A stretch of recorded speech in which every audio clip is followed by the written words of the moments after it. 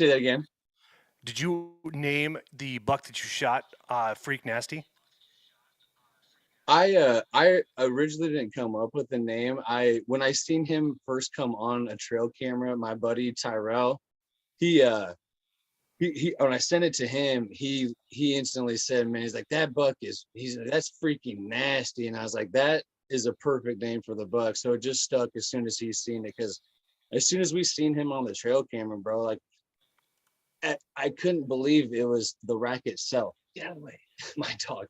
Um, you couldn't believe it was the rack itself, just because like it was so crazy and gnarly, and the way it was blending in with the brush and the timber, I couldn't believe it. And so when I'm going through the different pictures and I'm realizing that's his rack. It's not, it's not anything different. It's not the timber or nothing. That's when and that's when he said that. He said, that's just freaking nasty. And I was like, we got to stick with that name. So, and coincidentally, he was the one that was with me on that hunt when I got him. So it was pretty cool. Like, he named it, got to be there with me. And he's the one who got me like involved with bow hunting too. So I owe it all to my buddy Tyrell. Well, shout out to Tyrell for getting you on top of a massive buck. Now, did you shoot this on public or private? I got it on private. I coincidentally, I don't loan it or lease it or anything. I was pheasant hunting one day when we were road hunting, and got permission from the landowner. At first, I was just there for pheasants, and I was just hunting originally, doing pheasant season, and noticed, I'm like, hey, this could have good potential for deer, and went out there the following year, got permission again from the owner, and um, I was at the right farm, just the wrong spot. So what I mean by that was, when I went out there, every time I would deer hunt, you know, I'm slowly. I just started deer hunting in 2017, and 2019 was my first year bow hunting. So last year Okay. when I was out there bow hunting, I wasn't seeing no deer. I've seen sign for deer, but nothing like anything cool or nothing. So I honestly was saying, this spot sucks for deer, So I avoided it at all costs that entire year. And it was this spring turkey season. I was coming down on top of the ridge that overlooks the entire farm, and I have the bird on my back, and I'm looking at this part of the farm that I've totally overlooked and totally have, I haven't even been there, because it was just a part of the farm that is, like I said, it's overlooked and it's just completely away from everything. And I'm looking at it, and I'm like, if I've done my homework right, that's where a big buck would be at. So turkey season was over with. So we went over there, put boots on the ground, did some scouting, seen some sign and everything. And I put a camera up originally, and I was getting great buck pictures, all summer long, but nothing of that freak nasty. So what I did was, uh, as I was setting up a stand at that property, the pheasant property originally, uh, I was leaving that spot, putting up the deer, the deer stand. And when I was leaving that spot, a mile down the road was the neighboring property, and I seen some decent shooters in the corn, eating the corn. And so I looked it up on the Onyx or whatever, and seen who the owners were, and drove to their house and got the permission to go out there. And they said, anything with our name on it, you go ahead and happily hunt it. And I was like, all right, hell yeah. And so, Awesome. yeah, go ahead. Oh no, I was just agreeing with that's pretty sweet that you're able Oh to get that yeah. permission to do It so. was great, man. Because like I knock on wood, I have pretty good luck talking to people, whatever. But so as soon as they said yes, I had a lot of homework to do, because they had big chunks of land, throughout the county. And so that particular spot where I already seen the bucks at was kind of my main focus on that chunk. And so when I went out there, put the boots on the ground, did the scouting, I was seeing plenty of old rubs and stuff and some scrapes. And I was like, okay, this is definitely looks like a good spot. Put up a cell cam out there and was getting big buck pictures, seeing big bucks. And I was like, okay. And put up a stand out there. And even as I was setting up a stand, I was getting so hot and frustrated, because it was the middle of summer in Iowa, and uh, Yeah. as I'm even setting up the stand, a giant is just walking right, and looks right up at me when I was setting up the stand. And I was like, oh God, this is this is terrible because this thing's already busted me. And he's huge. And I'm like, he's probably never going to come around this stand ever again after, but it's super early, it's like, I'd say like the middle of July. And Okay. so put up the camera, whatever, after I put up the stand, and then just getting big bug pictures. And then so Freak Nasty showed up the end of August. End of August is when I was getting the good pictures of him. But as soon as September, it was about like the end of September, I ended up losing. He never was showing back up on the camera. So when I was sharing the pictures with him on Facebook, everybody, like the big buck hunters that I follow, whatever, they were seeing him and the time that he was coming, and the times that he was coming, like 1:30 in the morning, 3 in the morning, like super early, non-killable. And the month, like going from end of August into September, they're just letting me know, like, hey man, I don't want to be that guy to get your hopes up or nothing, but he could be just transitioning from a summer bed to the fall bed, so he might not even be in that spot. You might just be getting him in the passing zone. I was like, okay, that's how it goes. But uh I'll believe you guys, but I'm gonna tell myself he's gonna be there for sure. And so what I would do so I have access to 5 different farms, and I have at least 3 good sized shooters on each farm. And so what I've been doing this entire summer, bro, I kid you not, I have this white bulletin board, and it has the name of the farm, and then I would write down like for each different buck, the bucks that what way they were coming in, what way they were coming out, what time they were there, and then the wind direction. So I had all this written down uh on this bulletin board, and everything was telling.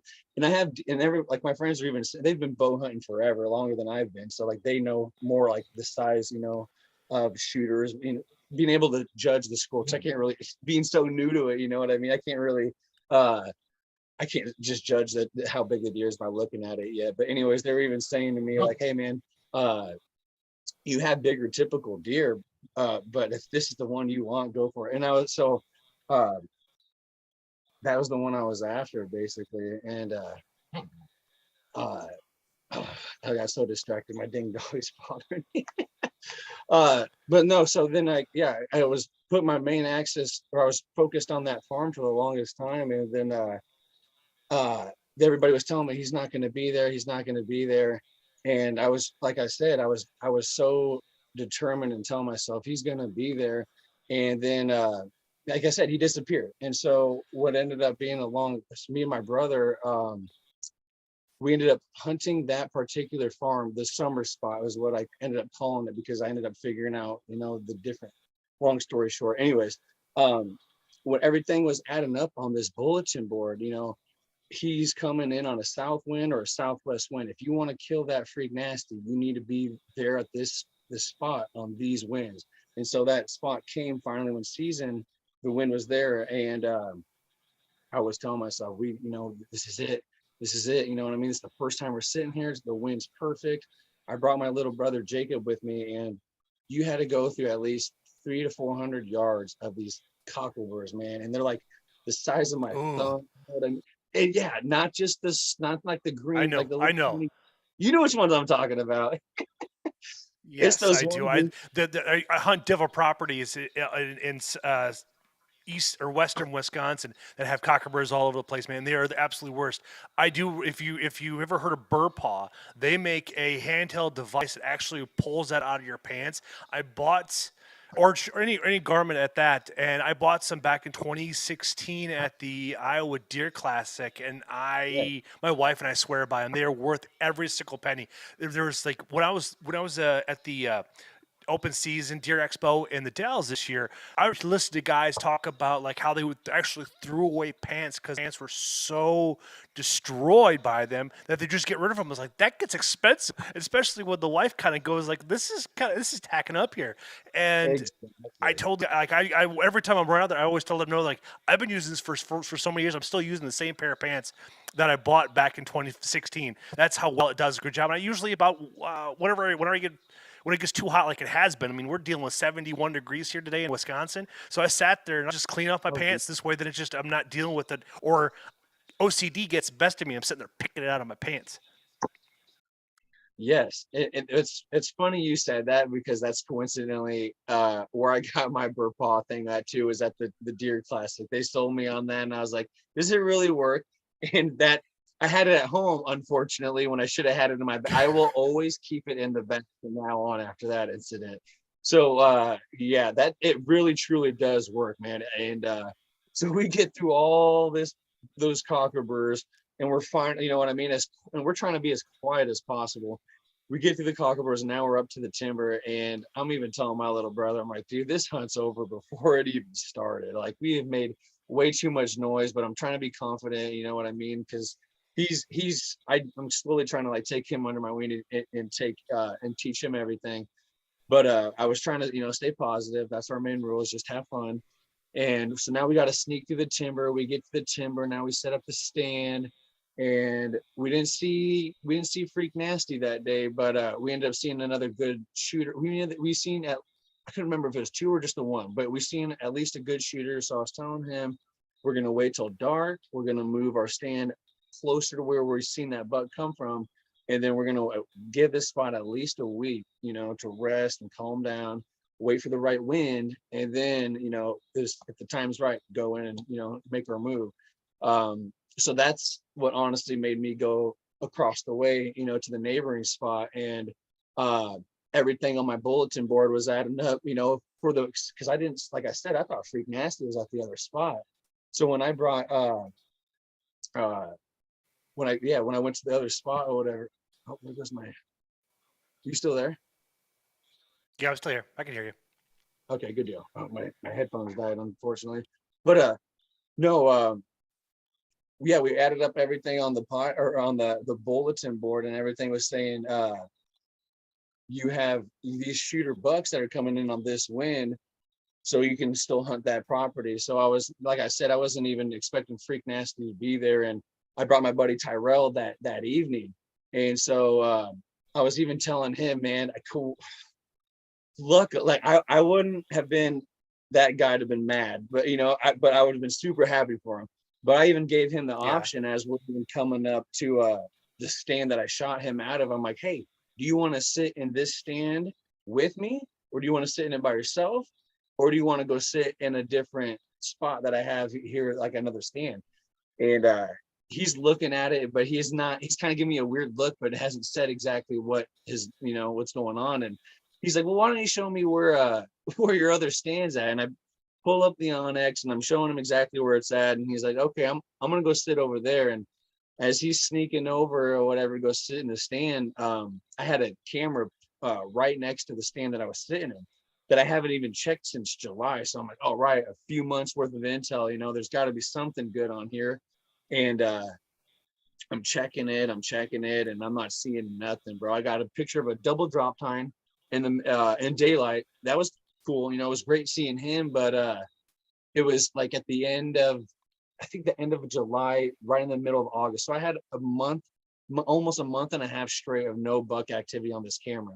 So I was getting really skeptical. And then Tyrell messages me, and he's like, did you mean to put me in this stand? And I'm like, what do you mean? And he's like, this is the better one, Lon. He's like, this is the honey hole right here. He's like, we are not shooting no does tonight. We are just after bucks, because this is buck country. Like, he was really excited, and like I said, being a buck hunter and experienced hunter, I knew if he's saying that, he really means it. So I was like, okay, that's great. But apparently I'm in the wrong stand. Not only is my camera telling me, like nothing's, I have learned from then on how, not unreliable, but how misleading those cameras can be.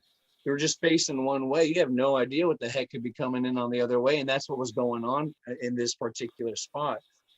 So, yeah, I'm not seeing nothing on the camera. Tyrell's telling me I'm not in a good stand because it just sticks out, is what he was saying. But I'm still have confidence, and I still have hope, because everything is telling me from all the boots in the ground that I've done this summer and all the homework that I have to be in the right spot, but there's only one way to find out. You can't kill him from the couch.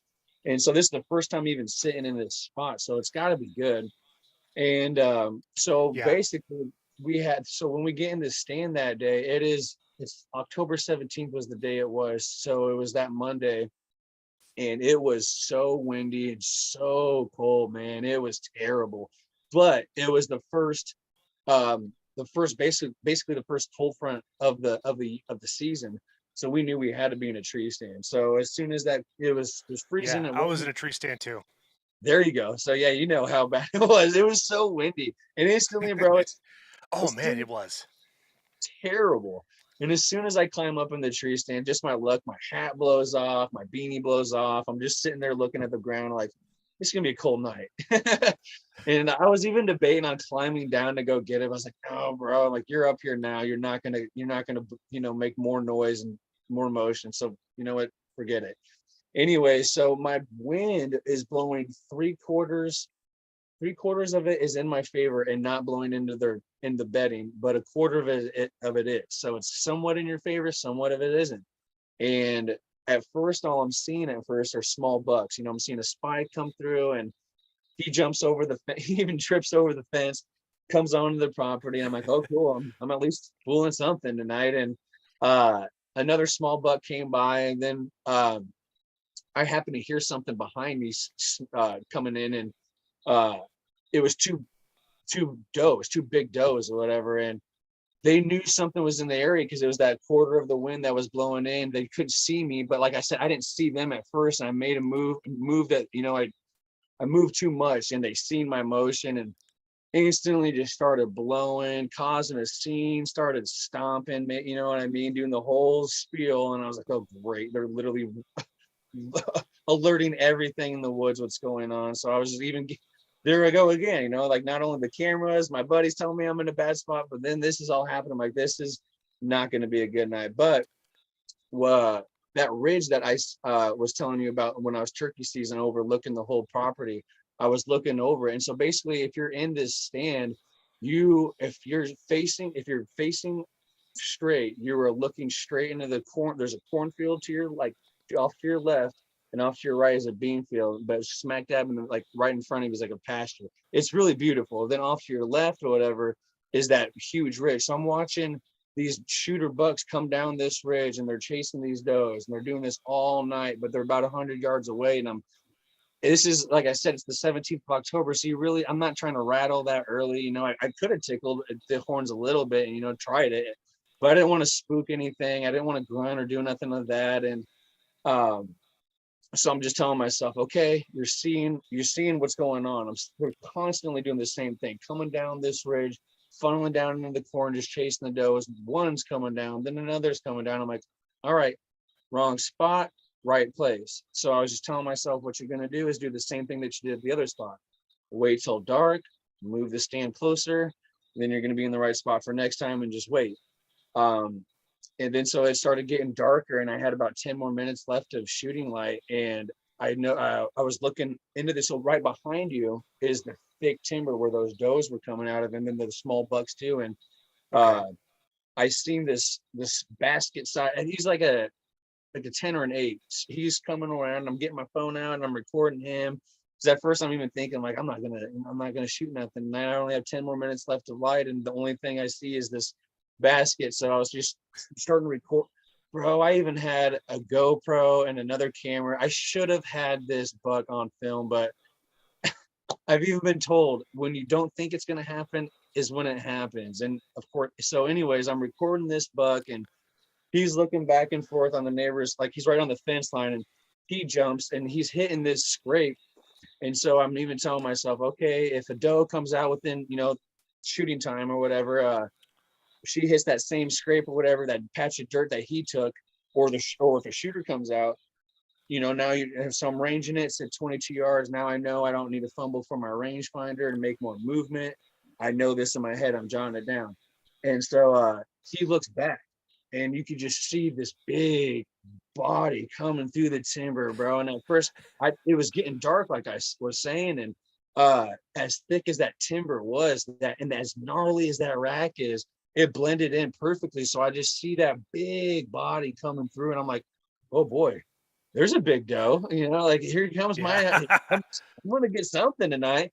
And he's getting closer or whatever. And then I'm not trying to make any movement. And then I noticed the drop time, and I'm like, oh God, I've never shot a drop time in my life. That my biggest buck personally was 135. Like he's that guy right up there. You know what I mean? So I was very happy with him, very pleased, but you know what I mean? So like, as soon as I seen that drop time, I was like, I'm taking it. I'm happy with that. I started shaking so bad, bro. Like I was telling myself, I'm grabbing my bow, like, you need to calm down and make this count. If you want to, you know what I mean? You've worked all summer. You've practiced so much on proper placement, shot placement. Make this count, And so I see him and he's getting closer. And then I'm starting to notice, finally the drop and then the kickers. Now I'm noticed all this extra stuff. And I'm like, don't look at the rack. I've always been told, if you're getting excited, completely avoid looking at the rack. And he does the same thing that other buck does. He's looking back and forth, debating on what to do, and jumps the fence. And I'm like, yes, this is it. And he's going right to that same patch of dirt that other buck took. And as soon as he's going right there, I let out that mat, and he looks right at me, and I just seeing him on the hoof was already insane. Dude, as soon as I heard it, that perfect shot, 22 yards, I see him run up that ridge where all those bucks were coming down. And he's running, and he goes to jump over the fence. And this minute he goes to jump, he's just like, nope, and just lays down. And at first I thought like he was going to start rolling down the hill, because this is a pretty steep hill. Yeah. And I seen that, and I just throw my hat, like I just put my hand in my head, like, oh my God, what just happened? I can't believe I just shot this drop time buck. And I'm texting my buddy Tyrell, like, don't come to the stand yet, because I was telling him, as soon as it gets to the shooting time, if it's over, walk to the stand immediately or whatever, we'll get the heck out of here. But I was telling him, don't do it, bro. I just shot a drop time. And he's like, you're lying. He's at first, he's just like, well, I seen a couple of other shooters too, blah, blah, blah. And I'm like, no, bro. I really did shoot something. And he's like, oh. He's like, okay. And he's like, was it that double drop time that you had on camera? That, because I was sending him that picture that I had on the trail camera. I'm like, no, it wasn't, bro. I seen a bunch of stickers and stuff on him. He's like, what did you shoot? And I was like, I don't know, man. I really don't know. Like I said, all I seen was a drop time. I never have shot a drop time in my life. So I was like, smoke it. And so he's telling me, so I get the deer cast out, and he's looking, he's like, show me on the deer where you shot him at, like how confident in the shot are you? Because my first year bow hunting in 2019 was great. 2020 was terrible. You know what I mean? I thought, I could go out there the year after having a great year and not practice, I use a crossbow. So I'm guessing some point or another, the scope must've got jiggled around. And so 2020 comes, I hit a branch, that like, and it was completely high off and whatever, and hit this in the neck, and it was terrible. Never got a deer that whole 2020 years. So like I said, I practiced all year for this or whatever, and I was telling him, like, bro, I'm confident in this shot, and I was telling him, it's right here in the heart. And he's like, you're sure? I'm like, I'm sure. He said, well, let's go look for it. And I was telling him, like, no, but with everything that happened in that year 2020, I was like, I have to, I owe it to the deer. Let's just wait another 30 more minutes. Let's go back to the truck, and we're going to drop off the gear or whatever. He's like, okay, if that's what you want to do, let's go do it. And so we went back to the truck, grabbed the truck. We're sitting there talking about the hunt. I'm telling everything what happened. And then we pull the truck up to the gate, and we're getting the flashlights and everything out. And we go right up to the spot where the blood was at, where I shot him. And he's just like, okay, it's a good amount of blood. And we're following it. And we got good amount of the whole way up there, man. I started using these QAD broadheads just this year. And bro, I highly recommend them. Every time I use them, bro, it's just been just a huge deadly effect. Anyways, we followed the blood for 60 yards, and we shine the light over right on the fence line. You can see his hoof, and all we've seen at first is just the drop time, and we're just, let's go. And we're hugging, we're just freaking out. We couldn't believe what just happened, like, you just got this giant, like, holy crap. And because he is the one out of the group of our friends who's shot the biggest, the biggest deer. And he's like, I'm pretty sure you beat me. And I'm like, bro, I'm just happy to, shoot a drop tine. And then I pick him up and we're putting the light and everything on. He's like, that's when I realized, like, is this freak nasty? And like, he's looking at it too. And he's like, it is freak nasty. You shot him down the road on the other floor. Like, we were completely mind, because like, as soon as you see that rack, you don't, you know what I mean? You recognize exactly who it is, man. And like, I got him right here. The taxidermist gave me him, back or whatever before he's got them all caped up and everything right now. Yeah. Yeah. So this is the one I seen at first. This is the drop tine I seen at first, and then he started moving in just a little bit closer. Then I started noticing the kickers, and I'm like, no, you better avoid looking at that because you're gonna get too excited and have something crazy happen. So yeah, we're all hooping and hollering, and we seen that deer, and we're taking the pictures and we're hauling them out. And dude, he was so heavy. I bet. Even with the help with Tyrell helping me, we would take 1, 2, 3, 4, 5, and we would stop and we catch our breath.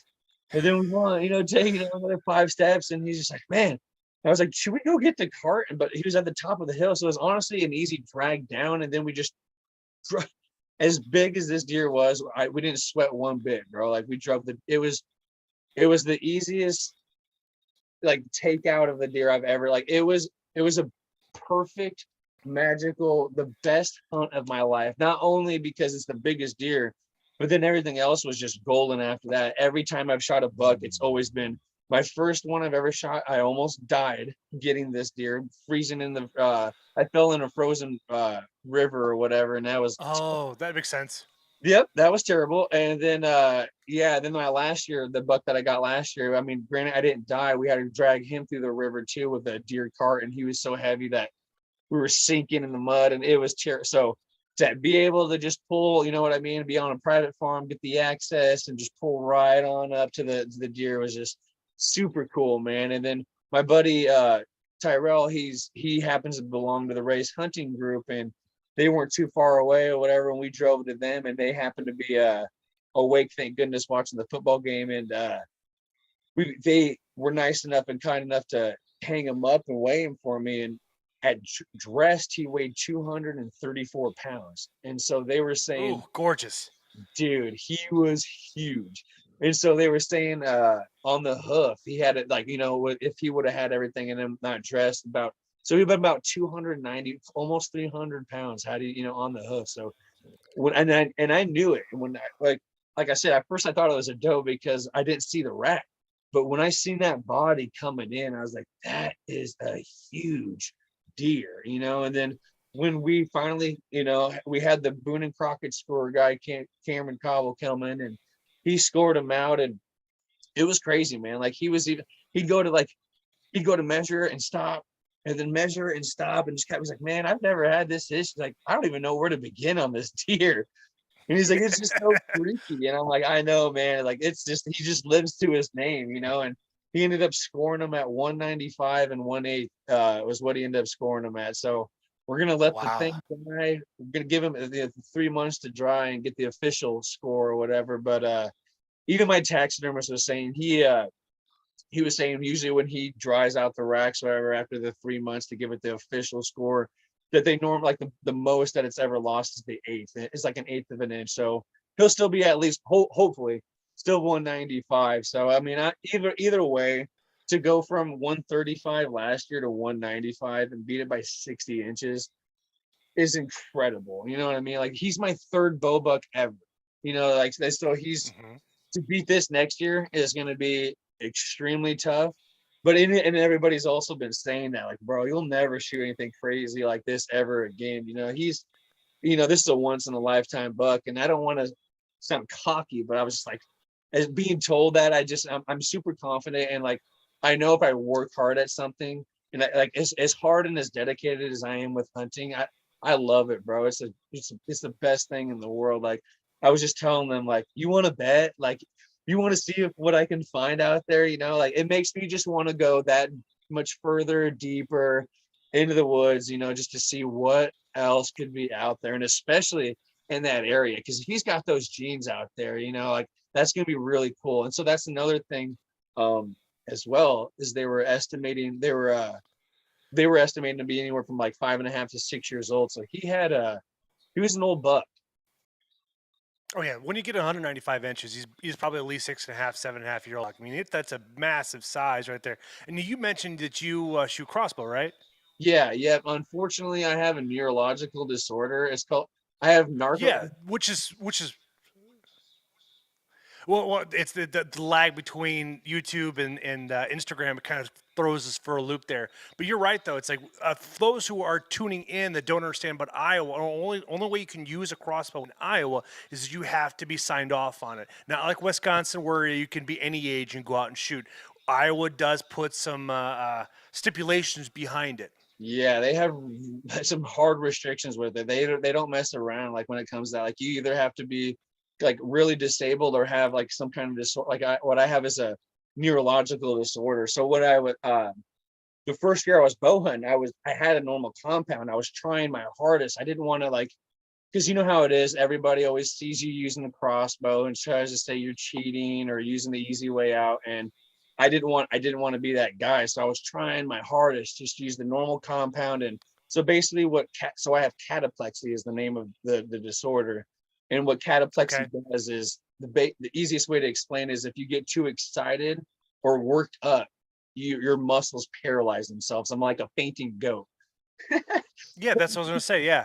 Yeah, but it seems to be like the only time like I've ever really had it happen is if it's I'm fishing or if it's hunting. So when I was telling my doctor about it, and I was just like, hey man, I don't feel comfortable being 20 feet in the air, paralyzing my muscles and having all this happen. And he's like, oh no. He's like, no.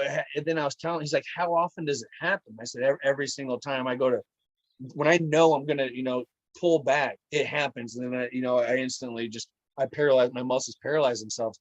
So he wrote me the thing for the DNR, and they gave me the lifetime thing. And so, you know, uh, it's like I said, I hate to have to use it, but I have to use it. I'm not going to give up bow hunting just because people are trying to say I'm doing the easy way out.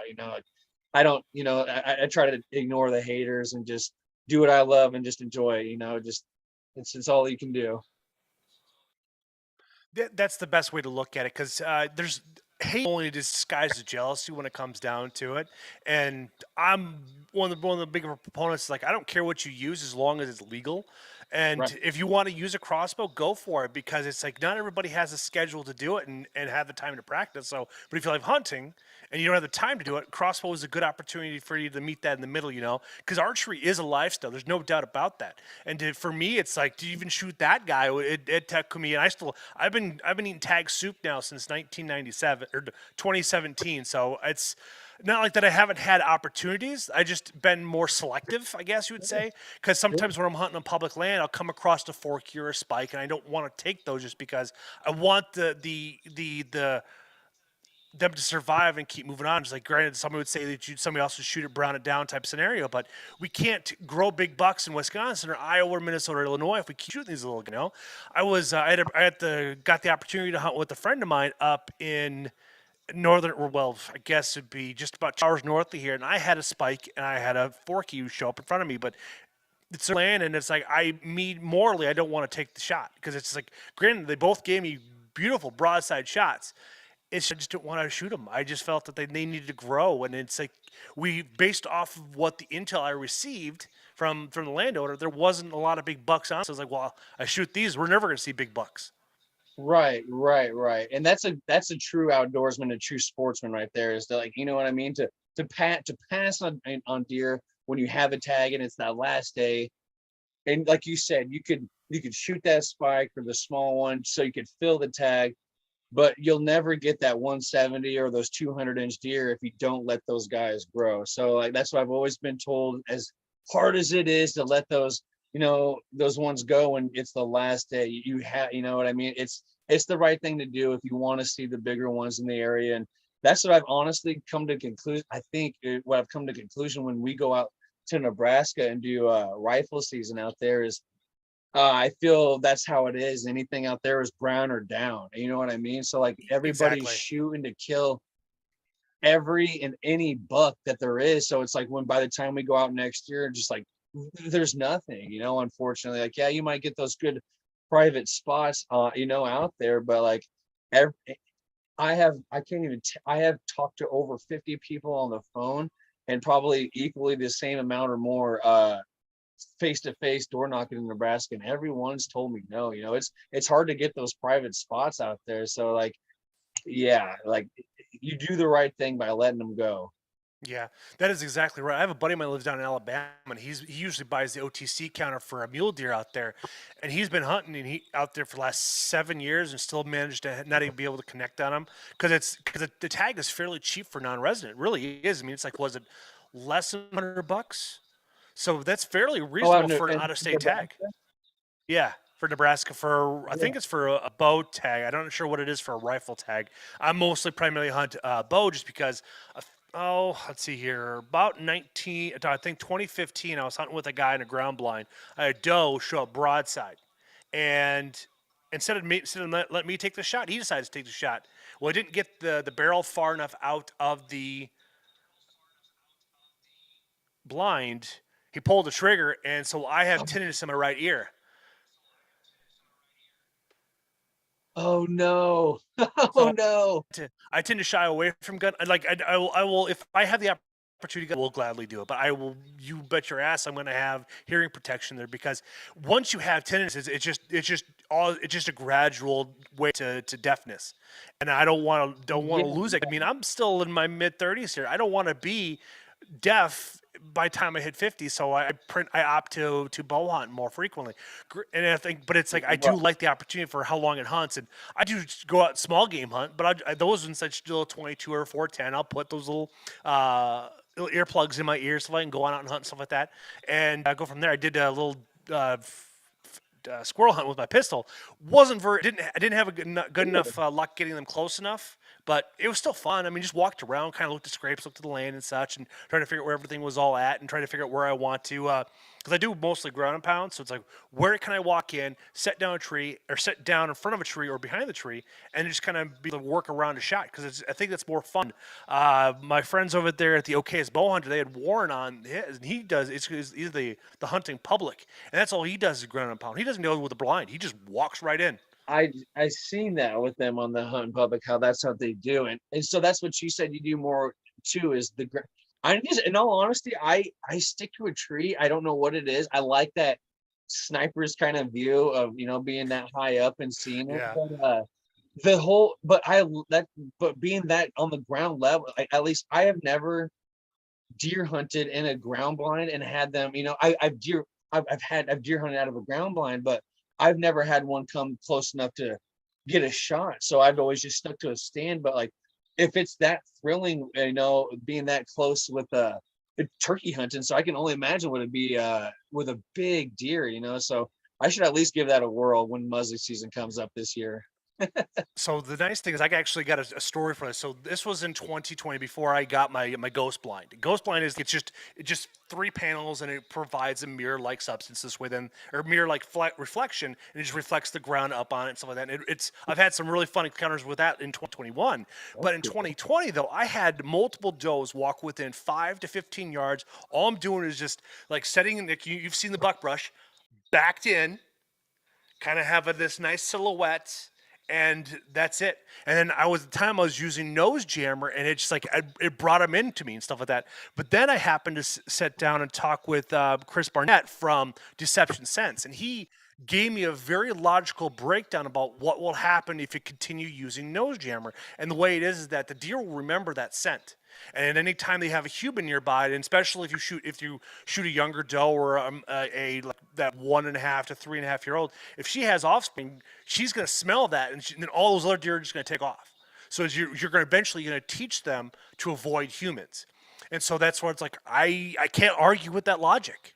And so Really? he introduced me to his Deception Sense, and out of Arkansas. So all I do is just use their spray down stuff, and I just use and I play the wind, and that's how I really kind of revamped everything. You said Deception Sense. Deception Sense. Okay.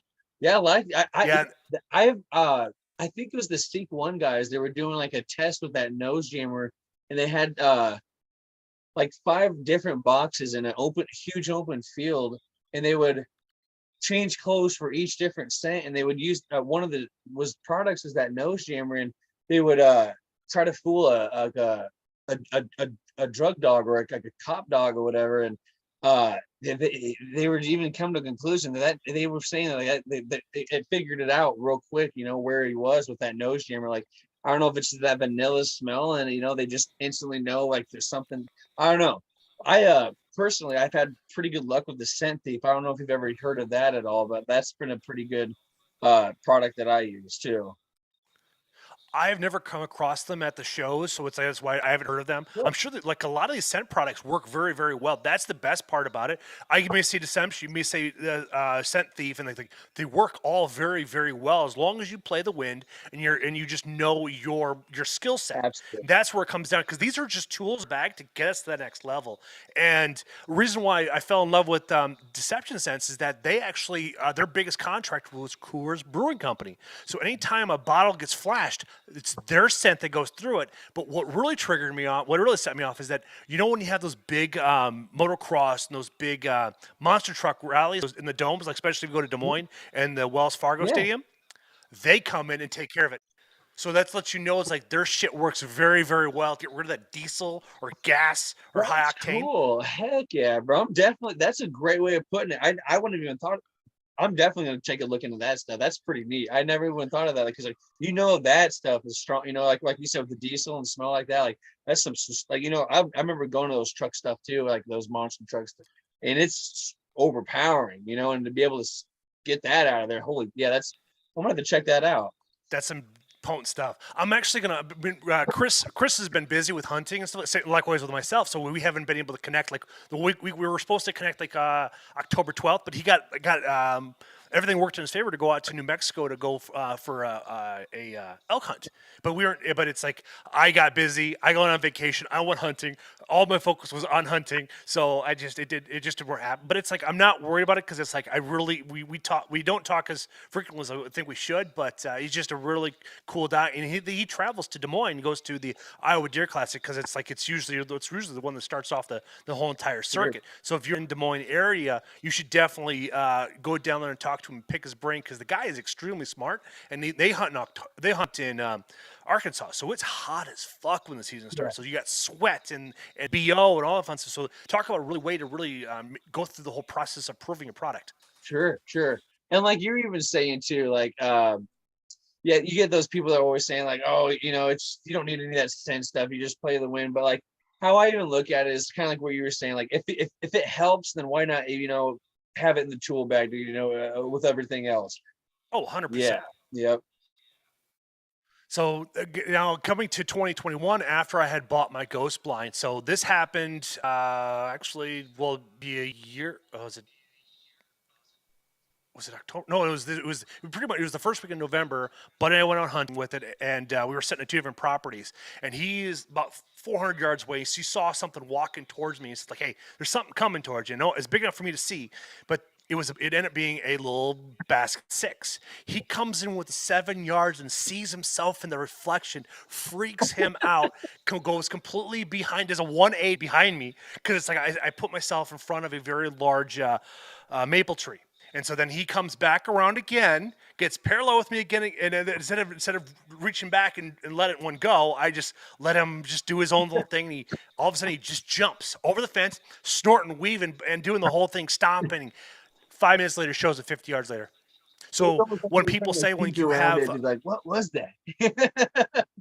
Yeah, but when you had mentioned that those does were snorting and wheezing and all that fun stuff, with that experience right there, I say don't even worry about it, because you don't know how far behind that buck is. He may not even heard you. Right, and then what I've been also told as well is, I feel like they're always they're not always snorting and blowing and doing all that, but like.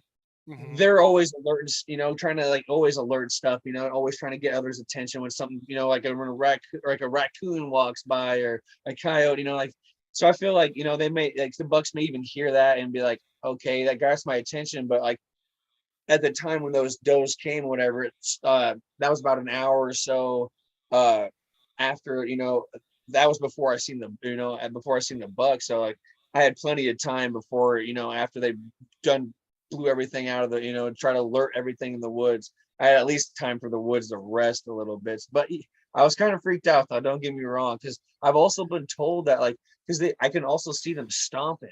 And I never understood, I always knew that was a bad sign, but never quite understood, like what are they doing that is, that obviously it's not loud enough. You would think that another deer would hear that. But I guess what I did know is what they're doing is as soon as they're hitting that ground doing that, they're releasing this scent from their hoof or whatever, and that's what they're smelling. And again, that's the alert that you don't want other, deer to smell. I guess is that alertness is more worse than them blowing. Apparently, that's why I just learned that this year, I guess. Yeah, that is exactly right when that comes on to play. That's one of the weirdest things like that. I've had does do that to me too as well, and then or I've had them snort wheeze, and that's it. So you never know what's gonna do because each deer has its own unique personality. I had Eric Rendell on my podcast. He just lives southern Iowa as well, and he was I met saying him that at he's had the bucks. hunting thing too. He's a great guy. Oh, he is just a treat to listen to because he's got so much information, especially when it comes down to woodsmanship too as well. He's just very full of vast amount of knowledge and such like that. And actually being able to dedicate our podcast is only an hour and a half long. We talked for 3 hours. Yeah, yeah, I believe that, man. That's how it was when I met him at the raised hunting thing. He was a super humble, nice guy. Oh yeah, and what he was telling me though, he's been glassing deer, and he had seen bucks actually walk around the camera and just keep going. So it's like your camera may not be picking up things, but your woodsmanship kind of reinforces like, well, I'm seeing X, Y, and Z, so they're still here. That son of a gun is just smart enough to go around the backside of it. Isn't that something though, bro? Like that just blows your mind. It almost, and I've seen guys post like they'll have like a camera facing one way and they have like another one right behind it. I'm like, what the heck is the point in doing that? You know what I mean? Like, is it really that significant? But like it's almost like you kind of want like it's kind of like a 360 way of doing it, but like to get two cameras to do that's kind of above and beyond. But like if you know it's a good area, then why not try it out? Like might as well do it. They need to come out with something where like they have like a 360 trail camera, like they probably do. Hell, I don't There, know. there was a company here back in like 2019, 2018. I did see that they had a 360 camera on them, but it's no longer being sold. It was sold at Fleet Farm, but I haven't seen it in their inventory for a long time. So it obviously Yeah. wasn't that didn't work out very well. Huh. But there's a company called Sky High Mounts. They're based out of Montana, and what they did is they actually created a drive system where you can actually put your trail camera 20 feet up, and it has different extenders. So if you want to go 12 feet, 15, 20, so then it has a drive shaft. So you drill the base, you attach the camera to a base, and then the base attached to the shaft. And you have your 18-volt drill, and you just drill it right into the spot. I see. Was that you said that was the Deer Classic, right? Oh, they go to every single one of them. Like Okay. they'll go Right. out to they'll do I've seen them every year. I have a buddy of mine, Ryan Nordahl from Epic Whitetail Habitats, and he uses it for his properties and the people that he helps groom their lands to get them producing big bucks. Because last year he had I think he had like a 70% success rate of all of his clients harvesting a very mature buck, and so it's just going to continue going on. That's kind of like how you build your credibility as a habitat manager is being able to get your clients to be able to shoot big bucks after you've been to their property. Kind of like Big Rex here in Wisconsin. You got Jeff Helmers. This guy is a legend. He's been in the business I think he's been in the business since the 80s, and he has people fly to him for his 2-day course. Oh wow. Just so that like he could teach them what he knows and how to do it. That's pretty cool. That's how you know you're Exactly. up there. Yeah.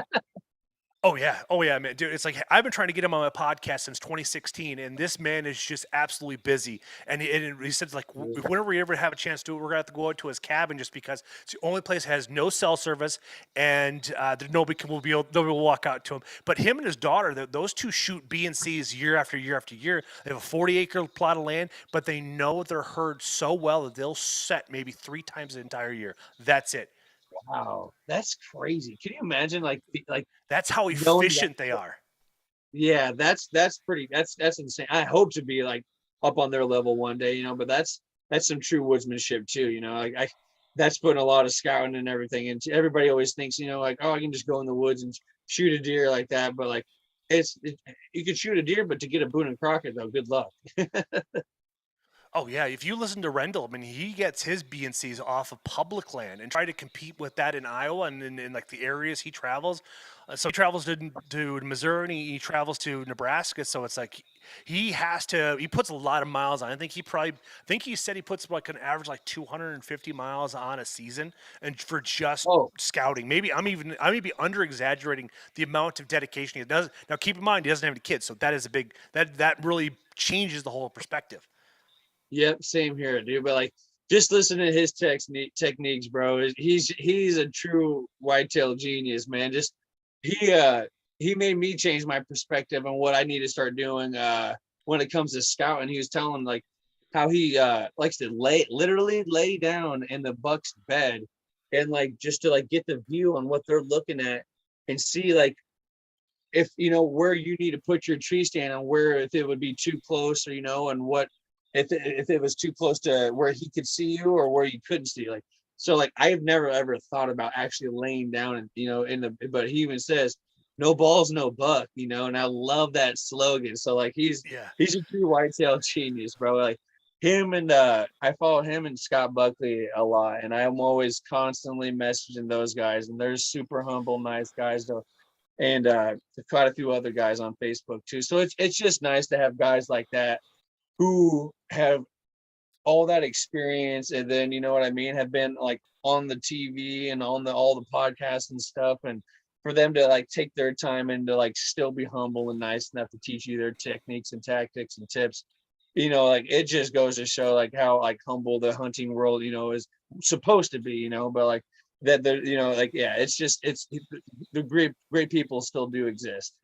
Oh, 100%. And then also you got Dan Infalt, too. He's a local Wisconsin boy, and this guy is a legend. This guy is probably going to go down as the GOAT just because of how courteous he is, how nice he is. He's very full of knowledge. He's been on every single podcast. I haven't had him on my podcast yet, but he's a guy that I would actually want to drive to, have a conversation with, and either have a cup of coffee or whatever his drink of choice is, and have a conversation with just to be in the presence of that. Because it's like these are certain people that have really put the test and time and truth through everything, because he doesn't hunt private. I think well, I'm sure he probably has hunted private land, but majority of his bucks are always been Oh, what's the word I'm looking for, public land. So because like he's been hunting since the 70s, and this guy is just when he speaks, people seem to listen, just to hang on his every word, just because of the amount of people's respect that they have for him.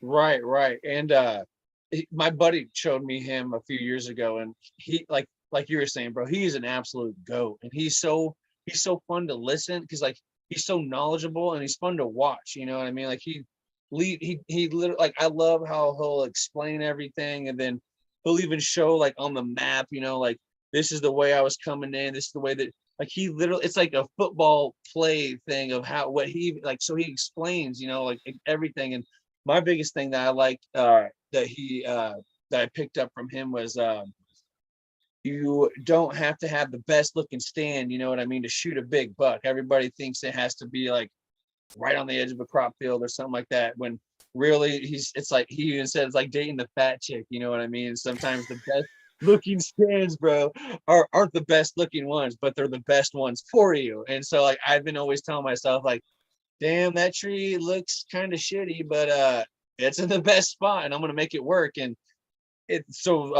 before I shot Freak Nasty, it was the 2nd of October. It was exactly that situation. I had way better trees to sit in, but there's this one tree was in the perfect spot of where these bucks were like, like right in the corner where they couldn't see you right at all. You know, they were all coming out of the spot, and if you were in this shitty tree, the fat girl tree, Yeah. you weren't seen, and it was in the best one. So that's where I sat and put up a tree stand there, and I passed the giant tent came out first, but he only gave me 2 seconds to shoot and was instant standing corn, and he ended up going away. But then there was another big 8 that I ended up passing, and all my friends were giving me shit for. And yeah, thank goodness I ended up passing him, but yeah, it was all because I put my stand in, you know, in a tree that it did not look like it'd be in a good spot, but it was the best for me. Oh yeah, and from what I've listened to from this whole entire conversation here is that always trust your gut, because people are always going to try to get in your head and psych you out. But this Sure. right here just shows you, cements you. Just trust your gut, trust your research. That is the biggest thing. Also, you also paid attention to the prevailing wind, and that's what sets you up for success. And you like keeping all of these little keynotes in your back of your mind, or even in a notepad, or however you document your trip, your experience.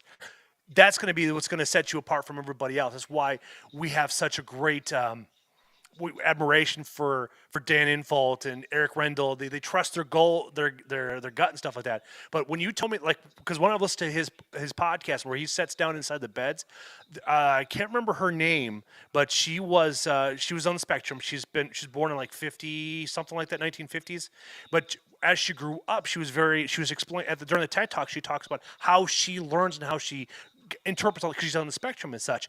But she did the exact same thing, but for cattle, and making the cattle industry more, revolutionizing it and making it more humane and stuff like that, and actually adding in a lot of things. So like some of the bigger ranches like King Ranch and some other ones, they applied some of her techniques to not make them jump or make them spook. Because what she did is she actually got down to their eye level as a cow and walk through everything like that. And it's Claire Danes played her in a movie back in 2010, and from what the biopic is about, she did it pretty much spot on about how she was able to look at all this stuff. Because as we're starting to recognize nowadays, like being on the spectrum is going to be a common thing. But then again, it's like it also puts you at a different playing level than most people are, because now you're thinking 3-dimensionally. It's like, so now with the nice thing with like Onyx, we have the 3-dimensional, 2-dimensional, and with the topographic map, you put all those things together, it can really play with and how you look at examine everything. Because now you're thinking how I'm going to be able to work this out, paying attention to the prevailing winds. This way, I'm pushing my scent out. Yeah, that Onyx has been a blessing. I highly recommend that app too, because I was reading on, I think it was Facebook or whatever. This guy they were complaining that not complaining, but just joking around saying like, yeah, that, all thanks to Onyx has been another reason why there's a lot more bigger bucks have been hitting the ground. You know, like that's been a huge tool for, you know, like success. But they were just joking around saying like that's why you haven't been seeing as many deers around no more, is because like that thanks to Onyx. But it really does help though. That That year when I ended up what I was telling you when I first about died or whatever, getting my first buck or whatever, I ended up stumbling on private property when I was on public. I shot the buck on public, but was lost and trying to get the hell out of there. I stumbled on someone else's property, and he thought I was hunting it or whatever, and ended up being I got a hold of him or whatever, and long story short, whatever. Yeah, that was a whole spiel. you can see how hunters can, or how landowners can be very, they can really turn that Karen mode on real quickly, and sometimes by No, pure yeah, accident. That's he why had I everybody use to Onyx. too. Yeah, I don't blame him for that too, because it's like he's coming in blind, not knowing what you were doing, so it's like he's always going to magically assume the worst, and so it's your goal is to talk him out. It's like, no, I stumbled across on accident. That's why I like using Onyx, because that's what the DNR uses. Is like I'm gonna use what they use, because I want to make sure that I am doing everything above book, so this way then when I do have conversations in a situation like this, I am in the right, and it's like, and that's why for me it's like if I know I'm right, it's like, how about I bet you your deed to your land? How about your title to your truck? I'll gladly take them. If you don't believe me, I'll take these right here. And it's like because it's like in the back of my mind, I have my argument already built, because the joys of being an overthinker, it's like you kind of know on how you're gonna roll out your points. Like, well, actually, based off of this and Onyx and what they do and going from there and stuff like that. Just kind of rolling out your argument to going from there. So now I guess that's what I was getting with at. your That's why I go ahead. downloaded it. Because yeah, when he had a trail camera that picked up a picture of me on his property, and he posted on Facebook saying, "Look at this trespasser, can't read the signs or whatever." But like I said, I was lost trying to get the hell out of there. And I messaged him personally because everybody of my friends, because it's on the Bow Hunters of Iowa page, and they're all like, I had literally probably 10 of my friends message like, "Bro, you were all over this on some dude's trail camera of trespassing. Were you trespassing?" I was like, "No, I about died, blah, blah, blah."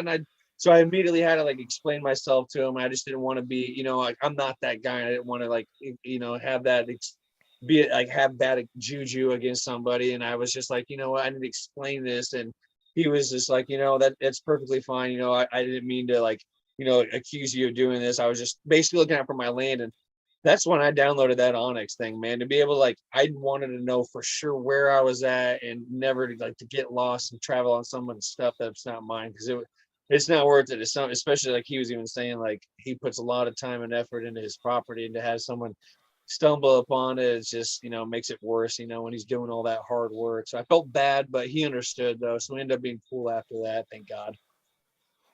That's a big win. Did you hear about the court case that in Colorado guys are out elk hunting but they're corner hopping? Huh. So I believe this case, I think this happened in either 2021 or just happened very recently. It probably happened in 2021. But there's a group of elk hunters. They're crossing from BLM to BLM land, and the land was owned by this massive trust, stuff like that. And they took them to court for trespassing. The judge threw it out. It's like, nope, it's perfectly fine because they perfectly set that up so this way nobody can hunt it. But they do that just to kind of like get the tax breaks. And I think I've always found that very fraudulent. But it's smart on their behalf because then it keeps people out of their property. They get the tax breaks, stuff like that. But it's like in the other land, we're going to eventually turn into Europe, and we don't want that because it's like that's what we fought for when we established all those rights years ago in the BLM land. And then they turn around, they're going to sue them for another $7 million for civil damages. That hasn't had a ruling yet, but it's going to be interesting to see how that all happens, because if that happens, that begins to start the trend. We're going to see a major attack on hunters that are trying to do their best, because the most hunters that are honest will plead guilty, kind of like the Bomars. They pled guilty for their poaching charge in Nebraska. Yes, they did. That was like last week or the week before. But what that tells me is that they're willing to own up to their own mistake, which is more respectful than the guys that got caught cheating in the walleye tournament that they said not guilty. And it's like that just lets me know that they're arrogant enough that they're not going to take Owners and owning take up the to it. punishment, ownership. Yeah, exactly. Because we've all heard like Steve Ranella and Randy Newberg where they put on bad shots or something that they thought that was unethical. They called it in because it's like the right thing to do. Because it's like it's better to tell them up front like, hey, I did this on accident, than having somebody else tell them and go from there. Kind of like I can't remember that one guy's name that got himself in trouble in like 2016, 2017, got banned for everything, lost everything as another TV personality. I can't remember the guy's name. That's how much his career got damaged because I can't remember his name.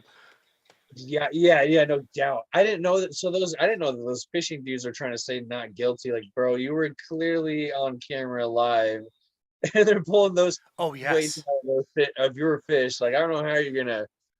Oh, I caught them, and they just magically had those. I don't know how they're gonna get away with that, but I've seen that with the Bomars, man. That's too bad. But like, at least like you said, they're taking ownership for it. You know what I mean? It is what it is. It sucks, but uh hopefully they're able to bounce back from it, and everything just washes away, because I love watching their episodes. They're great. They look like great people, and they don't live too far away from where I'm at. So it's just, it sucks to see them have to go through that though, but hopefully it just gets under the rug.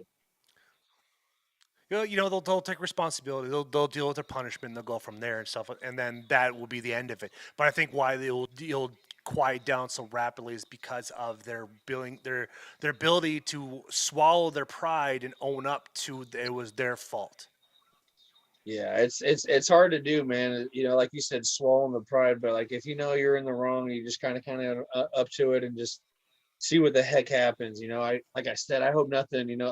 It just makes you wonder if if they'll be able to, like, if people are ever going to, I personally, I like them a lot. And it just makes you wonder after having that happen, if people are going to take them serious now, because they'll be like, oh, like, oh, he got this big buck, obviously, because he baits or something, like, you don't ever want to be known for that, unfortunately, but it is what it is. It just, like I said, hopefully that, it just gets under the rug and everybody can forget about it and forgive and forget. But that just, We'll that probably just start sucks. seeing we'll probably start seeing morality clauses in certain contracts. I was listening to a retired police officer, oddly enough, on social media, and he was talking about tan lines, like the OF, the accounting pages, stuff like that. And there's like with on TikTok, it seems to be it's a very easy breeding ground to drive traffic to such a tactic thing like that. But he was saying that there's companies out there that are putting in morality clauses that once you do something, you're always going to be marred by it. It's like this kind of like the Scarlet Letter. Yeah. Yeah. I agree with that, So now unfortunately. it's like it's one of those things where it's unfortunate that we've had to come to this, but it was bound to happen anyway, just because of the digital realm that everything is going to be. That we're eventually moving towards it. Kind of like I was talking to my buddy of mine that we were talking about like Alex Jones and Andrew Tate, such, and they were talking about how the new social credit score will be. It's like the first to go after you, to deplatform you, to silence you. Next is they're going to systematically attack you. Like Alex Jones is going to be sued for $1 billion, and it's like that lets us know that the First Amendment is no longer there. Then you roll into the last phase, and Andrew Tate nailed it on the head, and that's usually death, is to make sure you don't talk. And like you can look at the Clinton administration for their body count. But you know what I mean? But it's Yeah. like that's what seems to be the trend. Cancel culture was the door opening for mass what's the word I'm looking for? Mass genocide. Is that once we get that ball rolling, then it's very hard to get that cat out of the bag or put it back in the bag. So that's what's going to happen. Probably going to happen to the hunting world, because there's a lot of antis out there, and we don't want to give them more ammunition. That's why there's so many podcasts out there that praise and want to work with the community and stuff like that, because we want as many people to hunt as possible, even though we don't want as many people to hunt, but we need to keep Yeah. the sport going on, because we're a very small minority. And I know Randy Newberg really drives that home, is that we're only about 11 million people strong, plus or minus, maybe 16. Well, ever since the pandemic, we're about 16 to 20 million people that have gotten back out in the outdoors and fishing licenses and hunting licenses. Like that. But we don't want to lose that privilege because of all the hard work our fathers, our grandfathers, and our great grandfathers put in to call this the good old days. Right. And it was the whole, you should see some, because like with that buck picture or whatever, the freak nasty and all that pictures I took of him going viral, whatever, you can see like the PETA people just saying like all that hateful stuff, like, oh, you're such a serial killer, why are you killing something like that? It's just like, you guys do realize like not hunting is more like not hunting and getting our food from a grocery store is way more abnormal than what hunting, like than hunting. Like we've been doing that for thousands and thousands of years, and versus getting it from a grocery store. And uh my stepmom, she doesn't like hunting at all, and so it's when that week I killed Freak Nasty, it was my birthday week, and my dad was even saying like when we all get together for a family thing, like let's try not to bring up anything with hunting. And I was like, you're kidding me, like there's no way I'm not talking about a buck of a lifetime on my birthday week, like there's no way,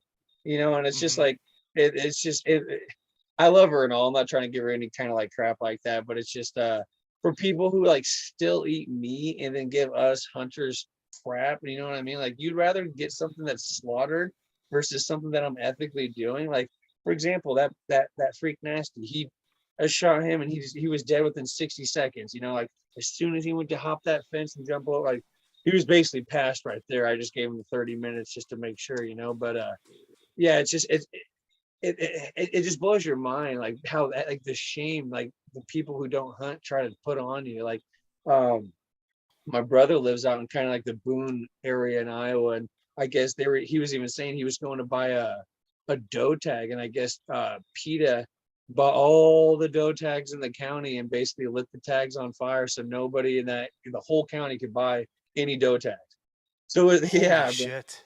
yeah, I could, as soon as I heard that, and then his wife was saying, "Oh yeah, they do that every year," and he's just like, "You could have warned me about that before, if they do that continue." But I had no idea either. I was like, that blew my mind. Like, if I were to be told that in the county I was hunting that PETA did that, I would at least call the DNR, like, can we make an exception? Like, I'll pay triple the amount for a tag. Like, this is ridiculous. Like, they sell those tags for a reason, like the more of those deer that don't get filled, then you just got the car accidents and the diseases and then stuff that those people who don't hunt don't see, like that we see. Like, I've seen like the diseased deer, walking around in circles and like that need help and put down, and like they they need, ethically taken out or something like that. And so people just don't get it sometimes, man. It's just sometimes it just Oh takes you yeah. having to go into the hunting world just to see it yourself. Like, because we have a couple of archery guys. We have the world's okayest hunter. He was on, I believe, he was on the okayest hunter podcast. And they got welding archery. Like all these guys, like they understand. Like, but it's what am I going? I don't think I'm actually going, but we all understand the struggles that we go through, that we want to provide these stewardeships, because it's like we are the boots on the ground when the DNR don't have enough people out there to find out what's all going on.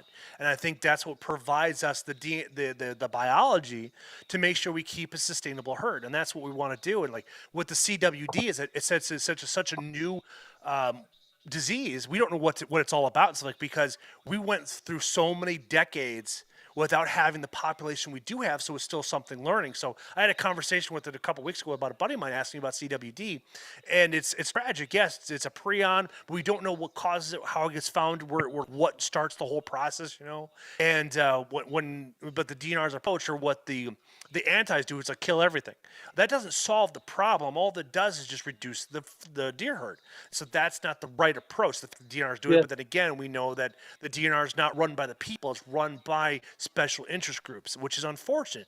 Because I was talking to my wife's grandpa. He's a trapper, and he was saying like bobcats were finally had a season where in his area in Illinois, first time in decades, and so PETA went through and they bought up all the tags, and then but that's the thing. Like the DNR already knew about it, so they actually had like tags ready to go again. So this way, then it's like kind of like a silent auction type scenario. So this way, then Nice. the people that actually do trap, people have access to it, because we don't want, because birds will or cats will go after pheasants, they'll go after squirrels, they'll decimate the smaller population. But we need to have a balanced ecosystem. That's what Absolutely. hunting really comes to play. And if we don't have hunting, like the millions, or actually we produce like $1.1 billion annually for wildlife funds, from the Pittman Robinson Act, from all the ammunition, all the archery equipment, all the camping gear and stuff like that. And that's a tax that we created on ourselves. And it only took literally only 90 days from conception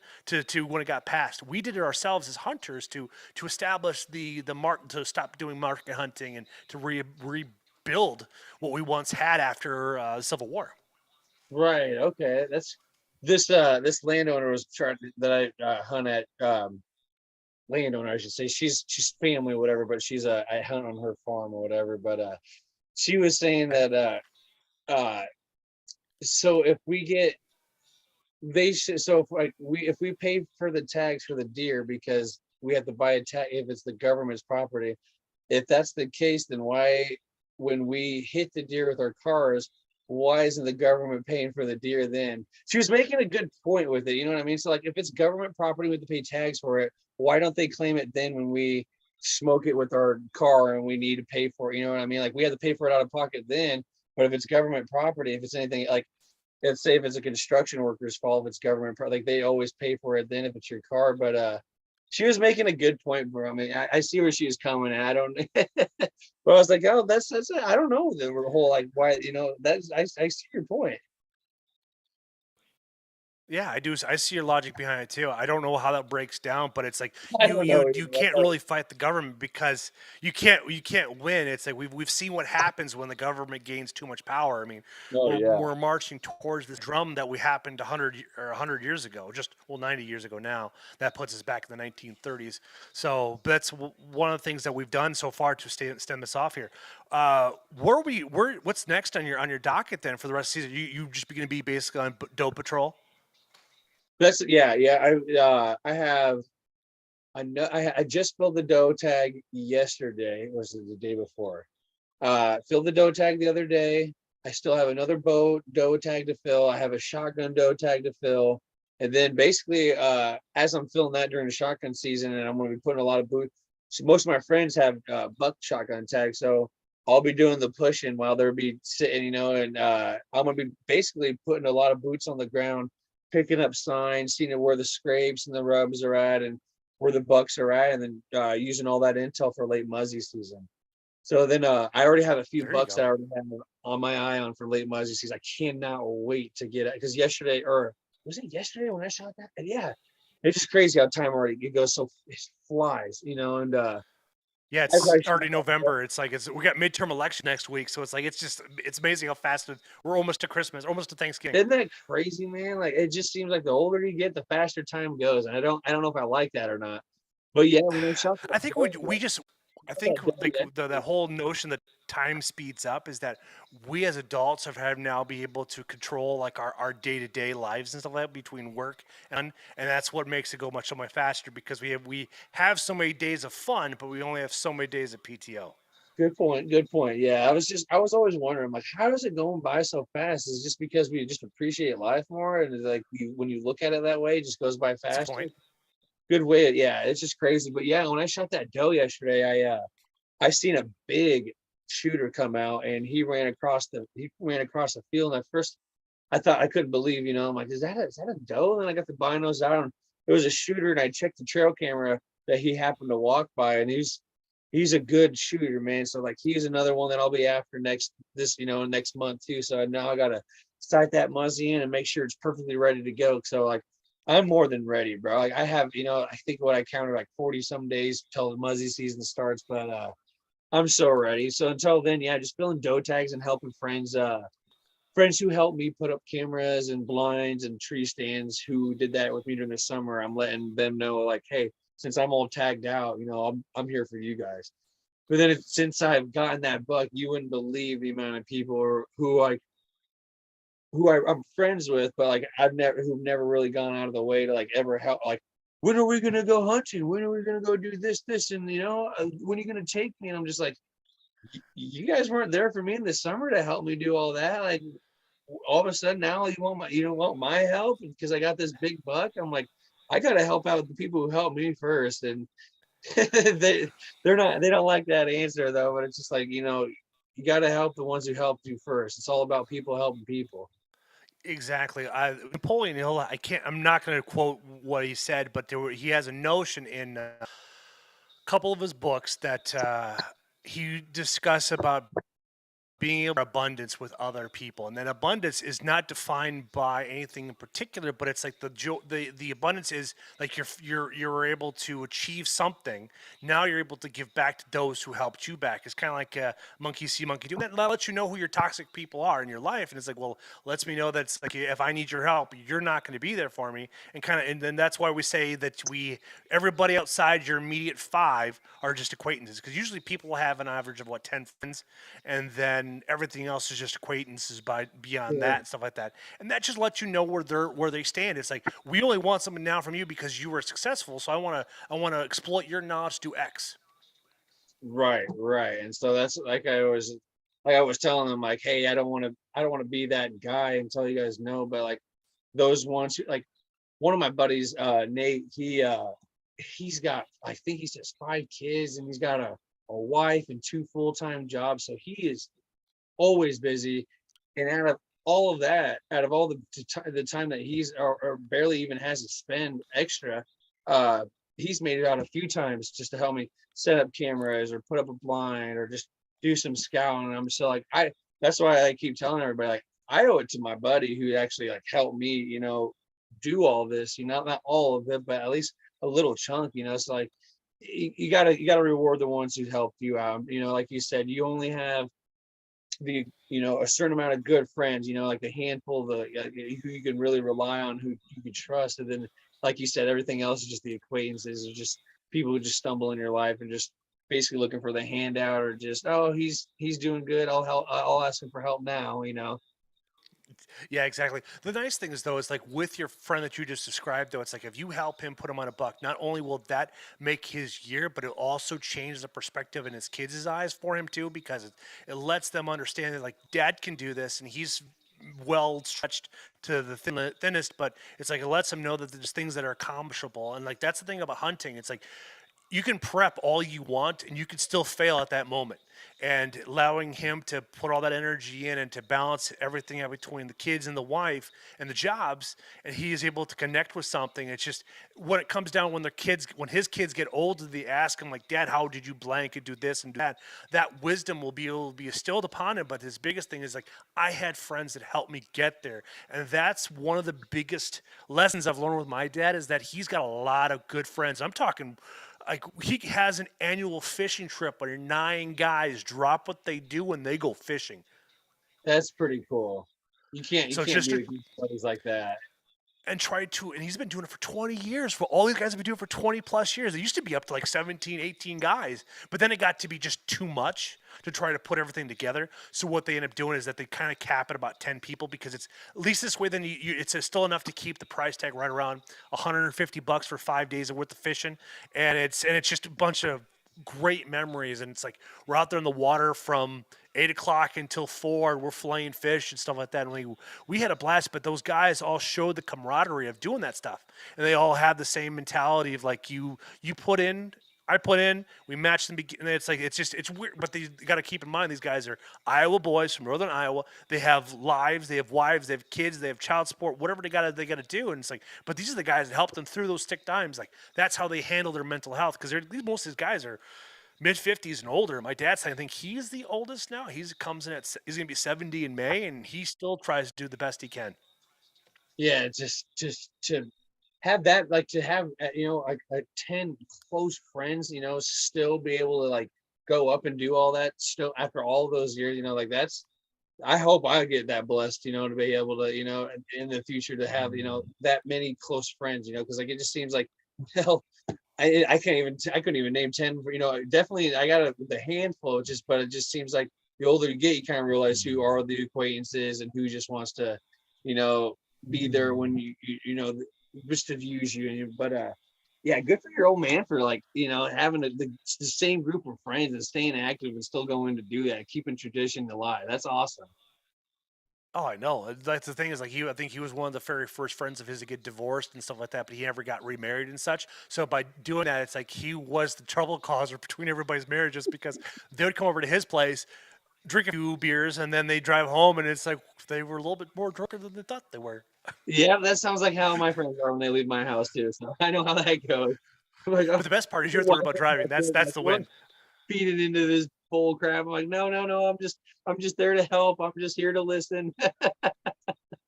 Right? That's perfect, man. So, dude, we've been at this for over an hour and a half. So this has been a pretty remarkable. This has actually worked out pretty well. I really appreciate you taking the time last minute to jump on board and stuff like that. Because it's like I wanted to be done in like an hour, or we'll start it at 7, but it's just going through everything, and everything seemed to be moving smoothly, and it's like I really like the audio quality and everything. So but it's good to have this different platform, because I mean I think we peaked at like 15 people listening to us talk, so which is pretty remarkable. I mean that's pretty awesome to people like, hey, they jumped in. But make sure also go and follow Orlando. If you have a YouTube page, go like and subscribe to his page, go like and subscribe to my YouTube channel. We're here about helping everybody out and stuff like that, and trying to get everybody to be monetized and be able to put on more content and stuff like that, because we still have to go to our day job and put in 40 hours a week and go from there. Right. No, I appreciate all the time and the love that from everybody and you guys too. Like it's just been just a blessing, man, since everything's happened. It's been overwhelming, but I'm just like my mom's telling me, just soak it in, and just enjoy like the moment, So I've just been just trying to just take it all in, like it's just I can't thank God enough for everything that's been happening, just from shooting this buck, and then all the crazy stuff. Like I never would have, if you would have told me a couple of weeks ago before I shot this that I'd be on the podcast with you guys and then talking to other people. Like yesterday, I got off the phone with Drury Outdoors for their deer cast thing, and then I did an interview with Field and Stream and Real Tree too, dude. So it's been like I said, if you would have told me that a couple of weeks before I got this buck, I'd be like, you're lying. There's no way. Like I said, for this, it's my third bow buck ever, bro. Like it's been a miracle. But I shouldn't also say it's been a miracle because like that's what happens when you put in a lot of hard work. You get in what you put. You'll get out what you put in. And I put in a Oh lot yeah. of hard work and time this year, and it's paid off, and it just makes me want to work that much harder and put that much more time in next season. As much time as I already did this year, so I can only imagine how that'll turn out next year. So like, but it's next bow. It's bittersweet, like it's great to be tagged out that early on the 17th of October, but seeing all like my friends are posting like all this rut action that's going on right now, so it's really a nasty time to be in the woods, but it's real bittersweet to be all tagged down. It's cool to be done, and yeah, to watch everybody else get their tags. Now my main focus is to go and get my little brother his deer now, so that's what my main focus is, at least till Muzzy season. How about you, bro? You've been out there That's in all. the woods yet? I've been hunted several. I'm up to probably like 20, 22 sets for the season so far.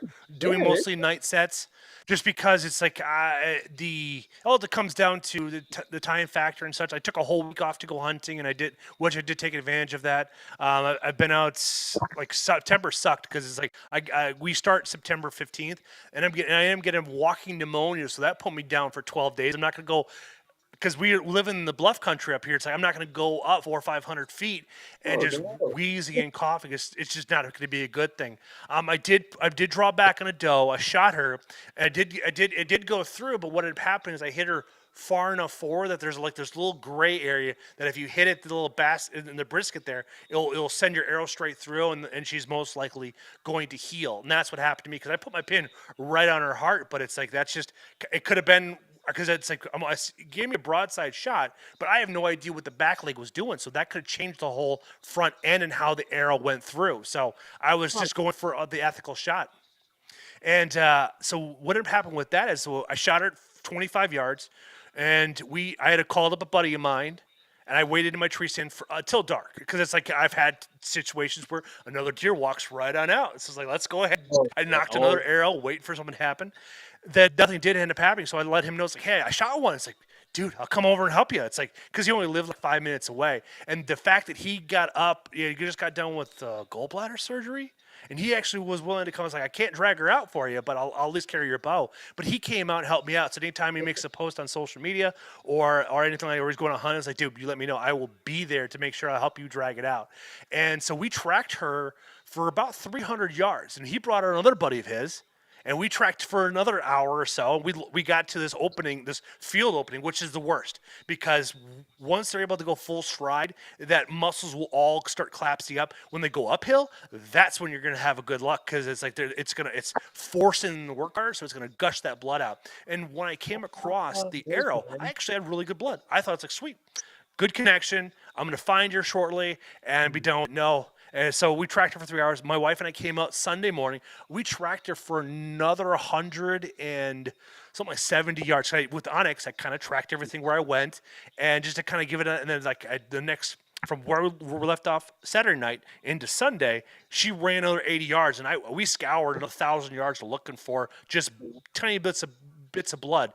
But that morning went up across the was like, let's go up here. It's like it's highly doubtful because she went uphill. We figured that she would sit right down in the holler, and then that's it. Or she would double back and go hide someplace else. But she continued going at the lowest point, then going back up to the other side. So she probably ran another 300 yards. So that was something that's like it still irks me. But then it's like I gave myself a week. Then I went fishing with my dad and with all of his friends. That was a blast. It's always fun. The jokes, the rimming that everybody gives, and it's just a well blessed experience. I mean, the good Lord's really provided me a very great, fruitful year. And like when you mentioned the Lord, every time I sat, I prayed. I prayed to the good Lord provide me an opportunity. And every time I had prayed, he's given me opportunities. Like, then let's fast forward a couple weeks. We're up in New Auburn. First night we're up there, I got up there midday, chat bullshit with my buddy. He's the one that runs the Toxin app. I don't have his hat or any stickers nearby, but actually, where is it? Here it is. Yeah, these little things engraved. Oh, nice. Heck yeah. So the Toxin app. So he owns a Toxin app, and what it is his idea that he wants to bring archery to the digital realm. And he's gotten a really good following so far, but there's no ROI on it. So, but he's constantly building, and building. So this way, then it's like, let's say Orlando, you come up, it's like, hey Jeff, I'm bored, I want to come up and go shoot. It's like, cool, I'll open up my app. Like, guess what? We can go to the R100, which is 15 minutes away from me, or we'll go to an HHA USA shoot. That's only 2 hours away. Let's do it. Let's go shoot and have some fun. That's what his whole thing is. But he wants to put boots in the doors to shops and pro shops and to clubs and stuff like that, because the clubs will die out if they don't get rid of the old blood. Now, he can let me hunt his property. It's 80 acres, and where I was hunting was 800 yards back, one way. That's just 800 yards. And first night, I prayed to God. I asked him, like, hey, please provide me an opportunity. He gave me not one, but he gave me three. First one was doe with the fawn in tow. I could have shot her. She was a big doe, and I would have been happy with it. But it's like the morality of it all is like, I didn't want to. It's the fawn, because it's like she's still teaching her to learn, and then right after that, a spike buck shows up. But then back in my mind, dealing with does that go into estrus twice and produce fawns that lets me or twins lets me know that she's got good shelter and she's got good food. So it's like, if she consistently produces twins, I'm not going to jeopardize her. Like, I shot a hunter property for 5 years in Minnesota, never shot this doe because every single year she produced twins, and I'd always catch it. I never would have. I guess I never would have. So you're saying if she does produce the twins, you said it's good cover and good food. You were saying that. Yeah, she has all the right means to get out away from Yeah, the cold, and she has sure. good food. She's got access to water, and she's got shelter. If she has those three particular aspects, she's going to be able to breed more frequently. Similar Sure. to like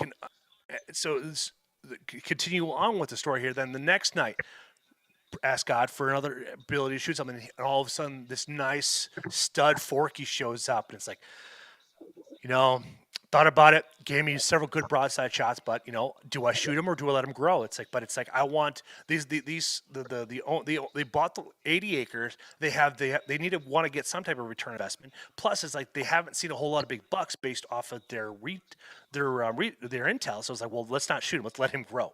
Sure. And so then Wednesday I went home, and then Thursday, I went to a corner that they didn't have a trail camera. So it's like, hey, I brought a camera. Just say thank you. I will drop off my cellular camera. I'll foot the bill. It's only $15 a month. Not that big a deal, especially when season's over with. We'll just cut it off. Yeah. That Thursday night, a sow and two cubs come strolling right through. Really? Yeah. Yeah, isn't that nuts? Because it's like, that's another situation. She's got good food, she's got shelter, and there's no other boars around there to eat those cubs. At least not what we've seen. Then that Saturday, I have a buddy.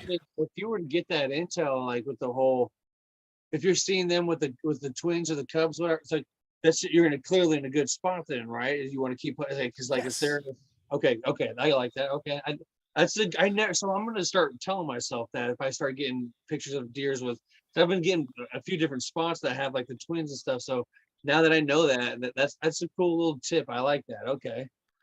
Yeah, so that's what we found out. But then that Saturday afterward, after I was down here, a buddy of mine over by Oregon, Wisconsin, he was sitting up in his tree saddle. All of a sudden, a sow walks by, but not one, not two, but five. Uh-oh.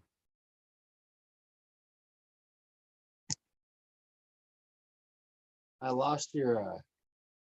I can't hear you right now, unfortunately. I don't know what the heck's going on. Uh-oh. It froze.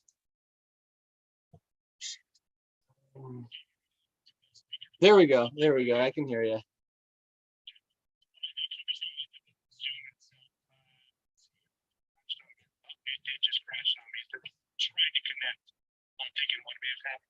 laptop may have gotten a little flat. So after that experience there, after dealing with those animals, came back down here to midwestern Illinois. Went on hunting a couple times, but I haven't had anything to really connect yet. Oh, there we are. Now we're back. Now we're back on again here with Zoom. Perfect. All right, good. I can shut this mic off. Can you hear me? Yes, sir. Okay. So after that, went back on hunting again. Haven't been able to connect with anything. Now we're moving into the rut. So that puts us up to pretty much to today's standard for where we're at right now. But today was 70 degrees outside. It is ridiculously hot. Then come tomorrow, we got rain all day. Saturday, rain all day. So Sunday may be my first opportunity to go out and set.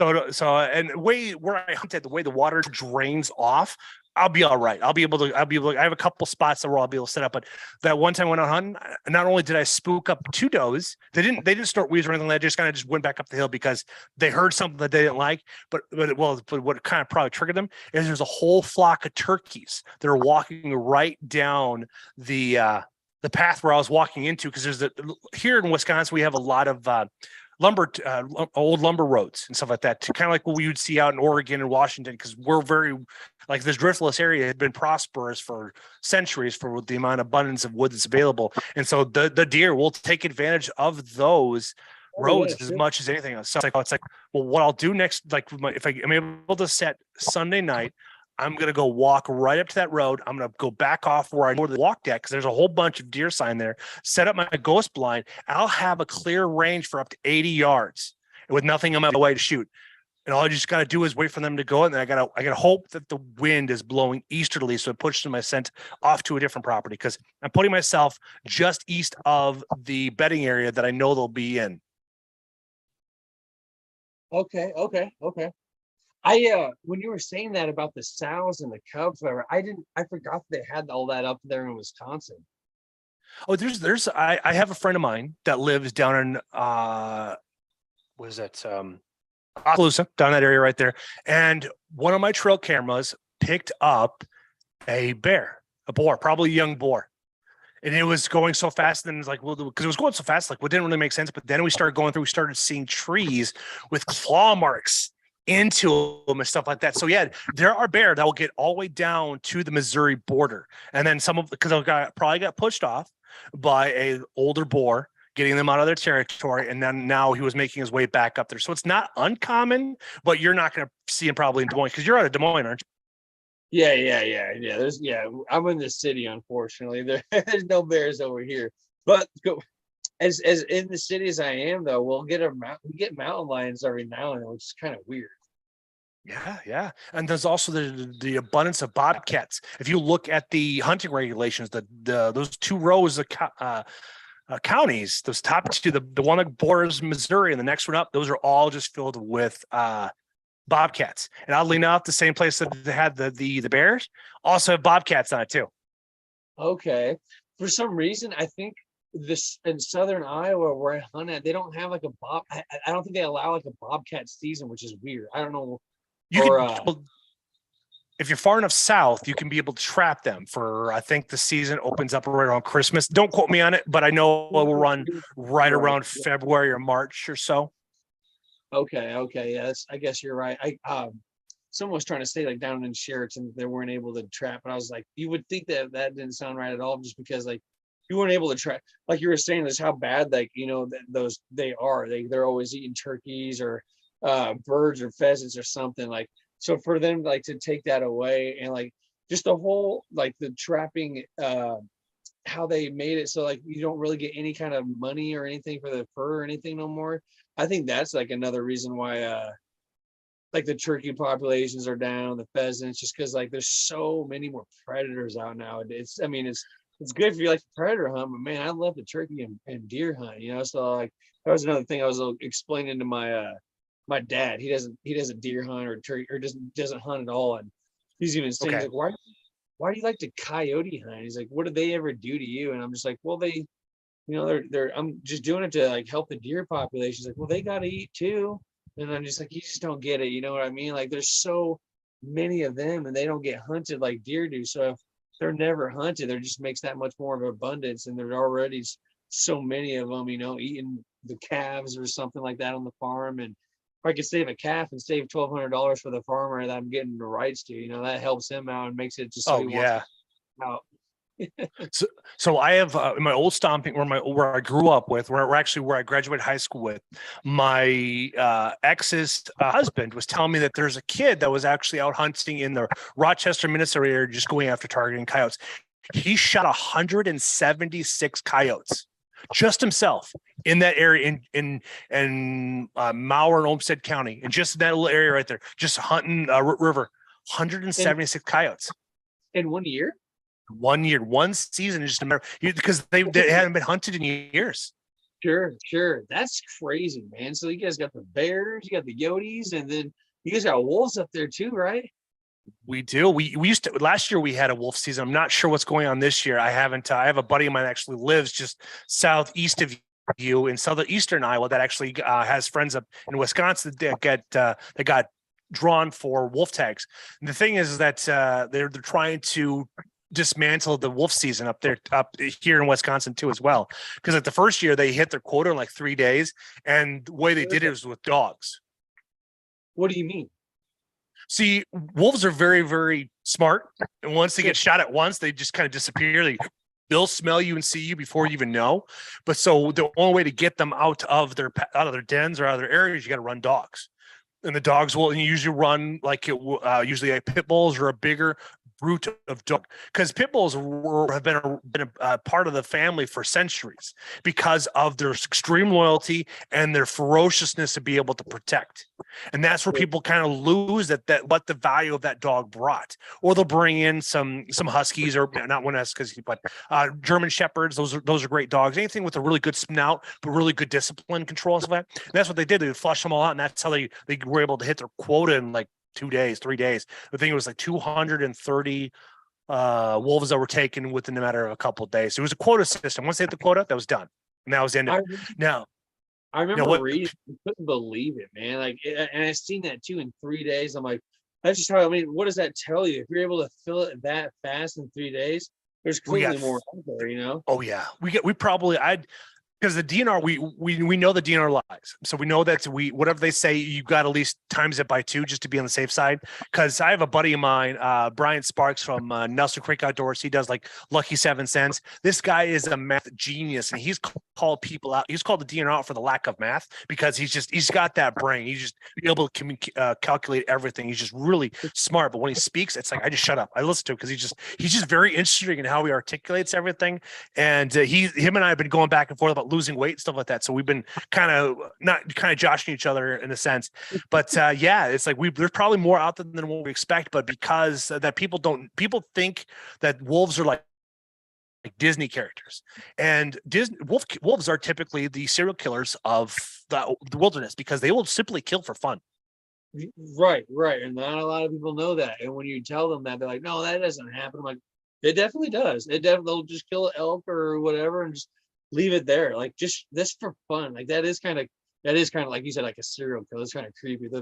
The Jeffrey Dahmer of the woods. That's pretty much our most predatory animal next to Jeffrey Dahmer from this most recent movie seasons. So yeah, we do have our ups and downs and our hill battles and stuff like, because we have a lot of folks that have this Disney persona or perspective on what's going on, and that's something that we have to battle with constantly. So I always encourage people that because the DNR always usually about, I think it's February or March, they'll release a survey, and you don't have to be a resident. You can go and you can fill it out yourself, because Orlando, you may have the opportunity. It's like, hey Jeff, I want to come hunting. I notice you can hunt all the way up until January 34th. At January 10th, I'm bored. I want to go hunting some more. So come up here, you get your buck tag, because our buck tag's $160. Wow, heck yeah! It's dirt cheap. Yeah, see what I mean? But then it's like, well, you can, so this way, then your vote can still matter, because you can still call and you can fill out this e-survey. It's like between 50 to 70 questions each year. But the biggest thing is like when you start looking at, you'll punch in your zip code. So like for me, like would be La Crosse or West area, La Crosse County. But then it comes to an anti section where they're trying to remove blank and remove Y, and they're trying to reduce X. And so that's where pretty much our big opportunity is to tell them not to do this stuff, because we still need to. If we're not going out there, then nobody knows what's going out there, because there's not enough DNR to cover all of these acres. And we're talking deep hollers. If you ever look at a map, you'll see how high some of these bluffs. We're talking 800, 1,000, 1,100 foot elevation change. Right. Have you ever seen a wolf when you were out there? Then you go hunting? No, I have not come across a wolf yet. But when I found out that their bear on that property was up in New Clare, Wisconsin, I carried my pistol with me. I got Rut holsters. They're based out of Colorado. They actually make holsters that will actually work with Molly.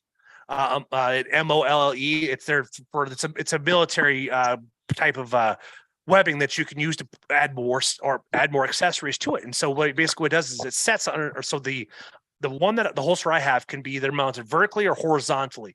But I put it horizontally and I don't even notice if it's there. The holster does such a great job. I carry a full size 5-inch Sig Sauer 9mm with I use 147 grade full metal jackets because I don't want them to stop inside my target. I need to punch holes with it. I got 17 or 17 plus 1 and plus more magazines on top of that. So this way, then if I do get an encounter with one, hopefully I will have the upper hand. I can't necessarily, I can't tell you if I'm going to win or not. I'm not those guys from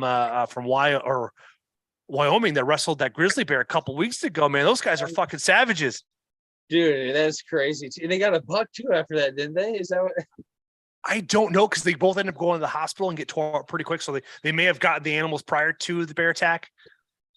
I could have swore this is the ones I was seeing that they got a deer out of it too. I was like, holy crap! Like, what are the odds? Could have Revenant stuff and pulling Leonardo DiCaprio and just going after some bears.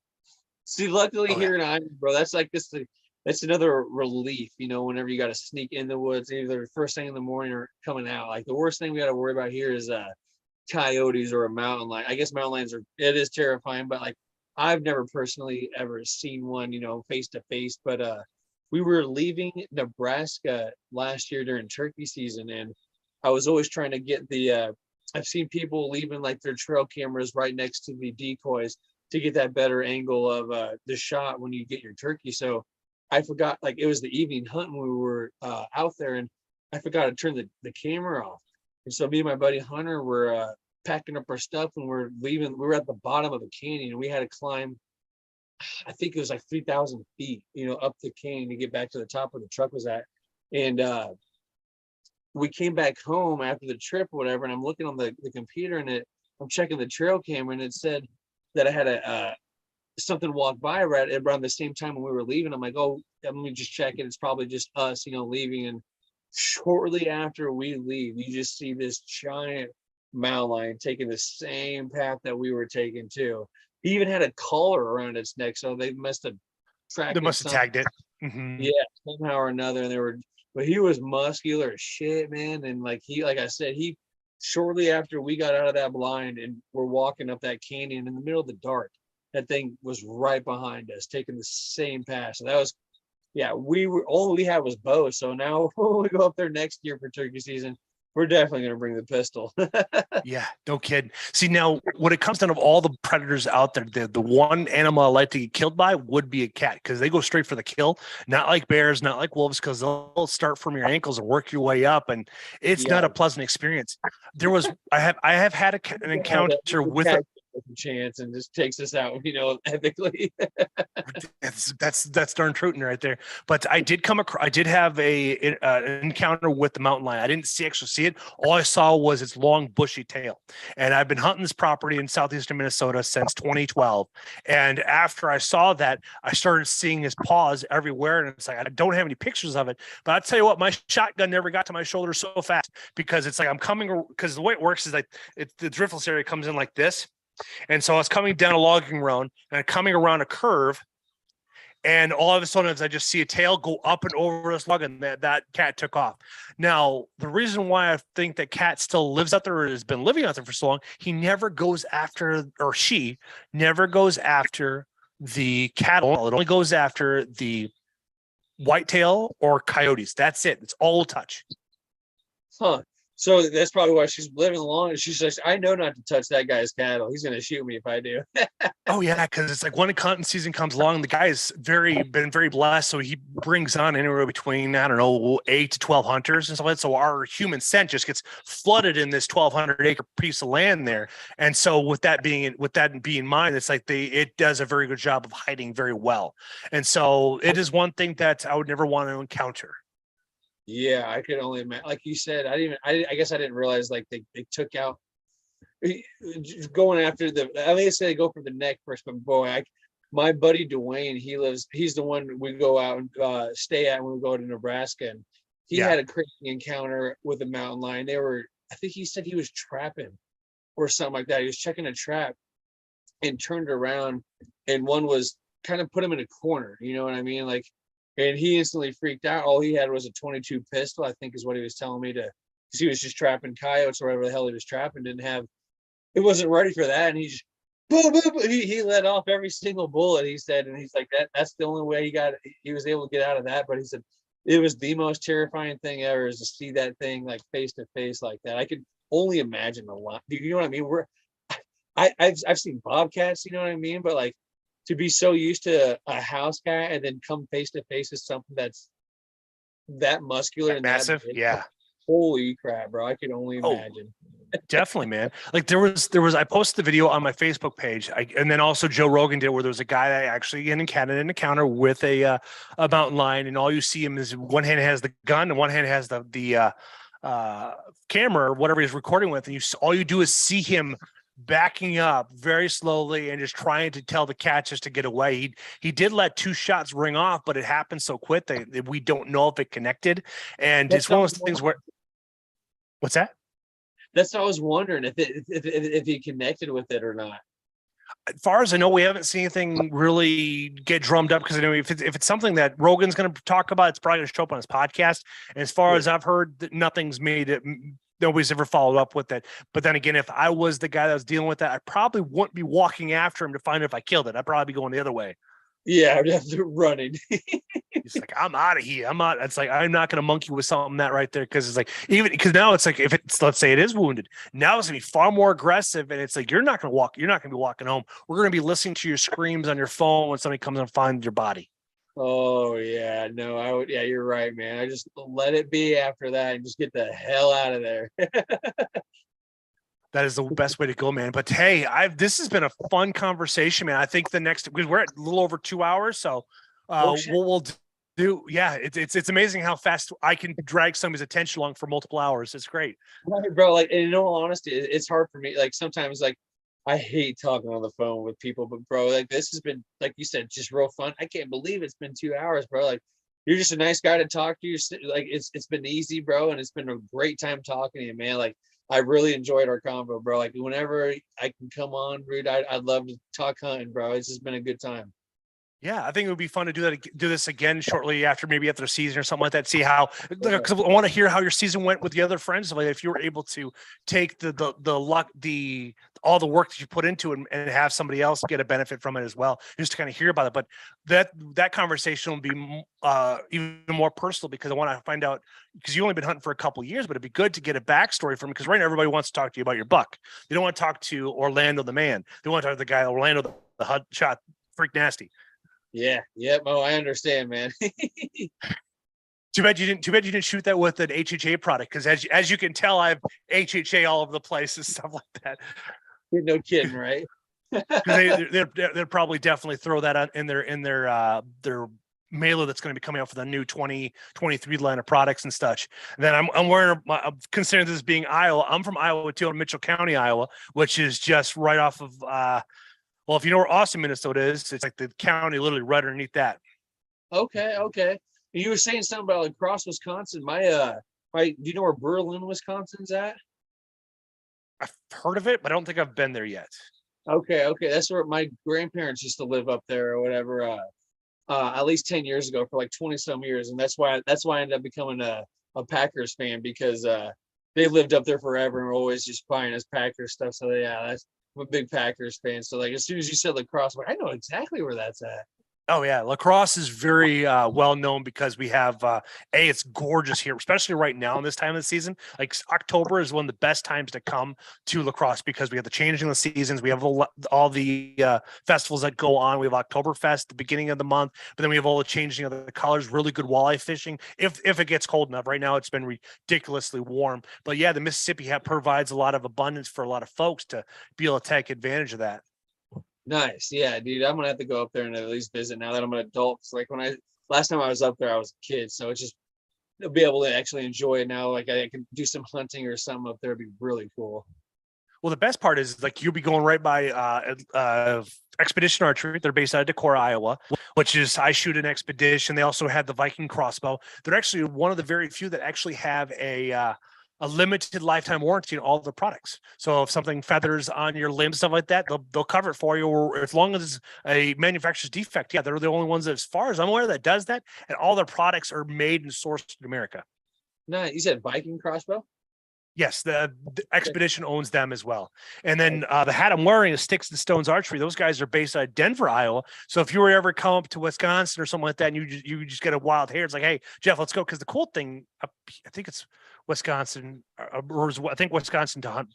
Well, coyotes, you have to get a fur bird license, or is it free? I'm one of the two. But I know, like, if you want to go coyote hunt, we go to Minnesota. You don't. It's free. It's there. It's because like, you're hunting them, so you can hunt coyotes year round. They do not care on any means of take you want to. But it's night vision gets a little fishy. That's why if you ever get into hunting, is like thermals are the way to go because you can glass with it and stuff like that. Night vision, there's weird laws behind it and stuff. I have a buddy of mine that hunts coyotes on an elite level. He's been doing it for a long time. I'm talking his guns, probably his setup, his scope alone's $5,000. His gun's only like $500. Right, and that's something, man. Like that coyote stuff can get really expensive. Like that night vision stuff. I mean, it's kind of worth it. You know what I mean? Like you definitely it's worth it because what you get without what you put in with it. But yeah, bro, like it's just amazing how how expensive those scopes can go for them. But it's that means me, taking out those damn fucking yotes, let's do it. Yeah, that's exactly right. I'm hoping that will eventually the regulations revolving around silencers will come into effect. So this way, then it's like you can be more respectful for hunting at night. That would help with the hearing thing too. Then with the whole silencer too. Yeah, because that's the reason why the guy that developed Silencer Co. is because he has tinnitus in both of his ears because of his military service. So he wanted a way to be able to shoot and enjoy without having to deal with always wearing earmuffs and stuff like that. And so that was his ambition for it. It's like he got angel loans, he got people to buy like to invest into it. Now look at Silencer Co. They're one of the premier companies out there for producing top-notch stuff. I think the Drinking Bros, or I can't remember what podcast he was on, but it's like it was very eye-opening on what he went through to achieve this. And now the ATF taxes the heck out of it, and it takes forever to get your tax stamp, and they've kind of bastardized the whole process. So it's been a difficult thing to do because, let alone to get the silencer, you're looking at $800 to $1,200 depending on what you're getting, and then you have to get your tax. You got to get your tax stamp, and that's additional $200. And you have to wait 7 to 8 months to get it. Jeez, like they didn't even make it impossible just to get. It's like, yeah, hearing all that, it's like, even if you know what I mean, it just goes. You don't want to have to. I personally hate having to wait. You know what I mean? I'm one of those. If I can't buy it right then and there, but it looks like I probably won't have a silencer then. Well, you shoot a crossbow, so that's close enough. They're pretty quiet in their stealth. Yeah, the one I use is that Mission. It's the Mission Dagger. It's the one that's a little bit older than like the new Mission, like the Sub 1 or something like that. But it's every time I shoot it, like at the range or something, everybody always comments how quiet it is. Like it's my grandfather unfortunately was going through dementia, so it was his bow originally. So like I wouldn't even be able to afford something like that. So when he was going through it, you just let me know if you want to buy it. I'm going to give you two for a hell of a good deal. And So to be able to have his bow and to take that giant buck, you know, with my grandfather's bow, it's just, that made it even more, you know, sentimental, not only because it was a big buck and it was one of the bigger bucks I'll probably ever shoot, but to get with my grandfather's bow was just extremely special. It was really sentimental. I don't blame you, man. But the Mission, though, they do offer a limited lifetime warranty too on Mission products, because Mission is actually, they're owned by Matthews, which is literally 15 minutes away. So if you ever want to take a tour, you let me know, because it's like usually when people like considering how expensive like travel is and stuff like that and how gas is, I have a spare bedroom, I have multiple couches, I have a blow up mattress, and my dog loves other dogs. So it's like she's old, 14-year-old. So it's like I'm more than willing to open up my doors for anybody that wants to make that commitment to come up here. So this way it's. Yeah, so that's the best part about it, man. It's like and then plus when they show up, A, it's gonna be a podcast, and B, it's gonna be some good food. And if you're a whiskey drinker, you're gonna be in seventh heaven, because I have a collection that will make men just like yearn over, because because I have a buddy of mine, him and I have a really good passion for whiskey and good whiskeys and stuff like that. So we, over the last I do another podcast called Dosed After Dark on Friday nights, and that's where we talk about more political issues and what's all going on. So like tomorrow we're going to be talking about the election stuff. But he likes whiskey too, so it's like we buy usually a bottle a week. We usually do the first like 10 minutes. We'll do a review on the whiskey, our thoughts and stuff like that on it. Like last week we had Redneck Riviera. Between him and I, we polished off at least 3/4 of that bottle because it's so good. It's that dang okay, yeah, bro. Yeah, it's real good. If you're gonna offer me that, bro, I gotta come at least, you know, just come say hi. That would be great, bro. And my dog gets along with other dogs too. She's great. So yeah, bro, that's I would love that, bro. Like, and just take that tour would be really cool too. I think that would be definitely something we have to get log on the books, bro. Hell yeah, that sounds really cool. Oh yeah, definitely. If there's even time too, it's stuff like that. If you make it here, I'll drive us all the way up to Wisconsin Rapids. We'll have lunch with Chris Ham and maybe do a tour of the plant, stuff like that, and show you like what makes HHA products #1 for 18 years in a row. Heck yeah, bro. That sounds great. Let's plan that, bro. We'll set that in stone here as soon as hunting season gets all over with. I'm good with that too. Yeah, perfectly, man. I love it. So, well, what are some of the best means to get a hold of you, to pick your brain for knowledge, Orlando? To get a hold of me, the best way would be like on Facebook or Instagram. You know, you can find me on Orlando Vivone, Vivone is it's how you find me on Facebook. It's Orlando Outdoors is usually what I go by, but on Instagram it's Orlando_Vivone. I need to just switch it just to Orlando Outdoors. That way it's a little bit easier, but I'm so illiterate with all this technology stuff, and I don't know how to, you know, switch that. I didn't know if I could switch that Orlando Vivone to just Orlando Outdoors without having to make another account, but you can do that. You can change it. So any question you really have, what I've done is I've just gone to YouTube. But if you want to change the name of it, you can. I think it's like you could change. They do put restrictions on how often you can change it, but you can change it without having to establish another account. Thank God. Okay, I'm gonna do that then. But yeah, that's where you can find me, is Instagram or on Facebook. I need to start recording more. I have, you know, all my stuff on my phone and on other cameras. I just need to start uploading it to YouTube, bro. I don't know why I'm so lazy with it, but this year I told myself, you need to start filming and putting it finally on to let people, you know, finally get, you know, a piece of Orlando Outdoors. So I am going to start doing a lot more editing and filming and doing that. So it's going to come. It's coming. It takes time. It really does. And you actually have to block that time out. I know with my podcast, because like we're streaming on YouTube, we're streaming on Instagram. And so then I will take the video and I will edit that down and I will make clips out of it and shorts out of it. But the biggest thing is actually doing it consistently, because sometimes I'll only do a couple of clips, stuff like that. I need to get more into it and do it. And it's just, it takes to really do it really, really well. You have to put a lot of hours into it. The best part is we have YouTube to be able to teach you and such. Then then my partner, my co-host, Brady, he's been on my podcast too. Brady, we alone when we talked about cryptocurrency and how it could be the savior hunting and outfitting and stuff like, because eventually we're going to start seeing Visa and MasterCard start banning purchases of firearms stuff like through credit. So you have to do everything with cash or something like that, but credit will be the next way of doing it. And so, but he is a very good, he's very highly educated in editing. So it's like he could probably teach people how to do it. That's how good he is if he wanted to. He can probably go on Fiverr and teach people how to do it and charge a few $100 or something like that. I don't know, but he's very well versed in that stuff. But that's the best part about it, though. It's like once you figure out what program you're going to use, there's YouTube to be able to look at those tutorials. Right. Good old YouTube, right?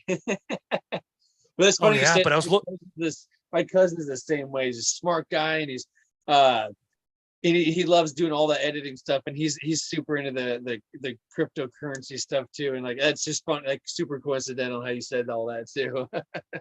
Oh yeah, he's the one to help benefit my my portfolio and stuff like that, dumping money into and stuff. Like we have access to BioLife, so I usually take money and use that money for BioLife, buy some cryptocurrency, and just kind of stock it up. I'm going after the top 5, which would be Bitcoin, Ethereum, Ripple, which would be XRP, Solana. Those are the ones that are being backed by the World Economic Forum. Those are the ones you're going to want to invest in. And the biggest thing right now, everything's on sale because we're exiting a bull market, moving into a bear market. Because we've been bull for the last 11 years since the last catastrophe, since 2008. So now when we go through this next market cycle, we may actually end up seeing us going to a central bank digital currency, which is even worse than cryptocurrency. Because what that does is now the people that lend that out can actually put stipulations on it where if you don't spend X by blank, just disappears, just goes away.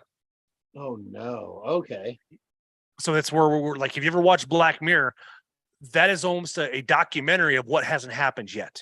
But everything that they discuss in there is all technology that exists today that are either in their infancy stage or beta stage or actually in full production. Huh. That's kind of scary, huh? Oh, it's downright scary. I mean, if history was taught properly in schools, we probably wouldn't have the government we do have, but we do have the government we have because of the lack of education. But then again, that's part of the Communist Manifesto.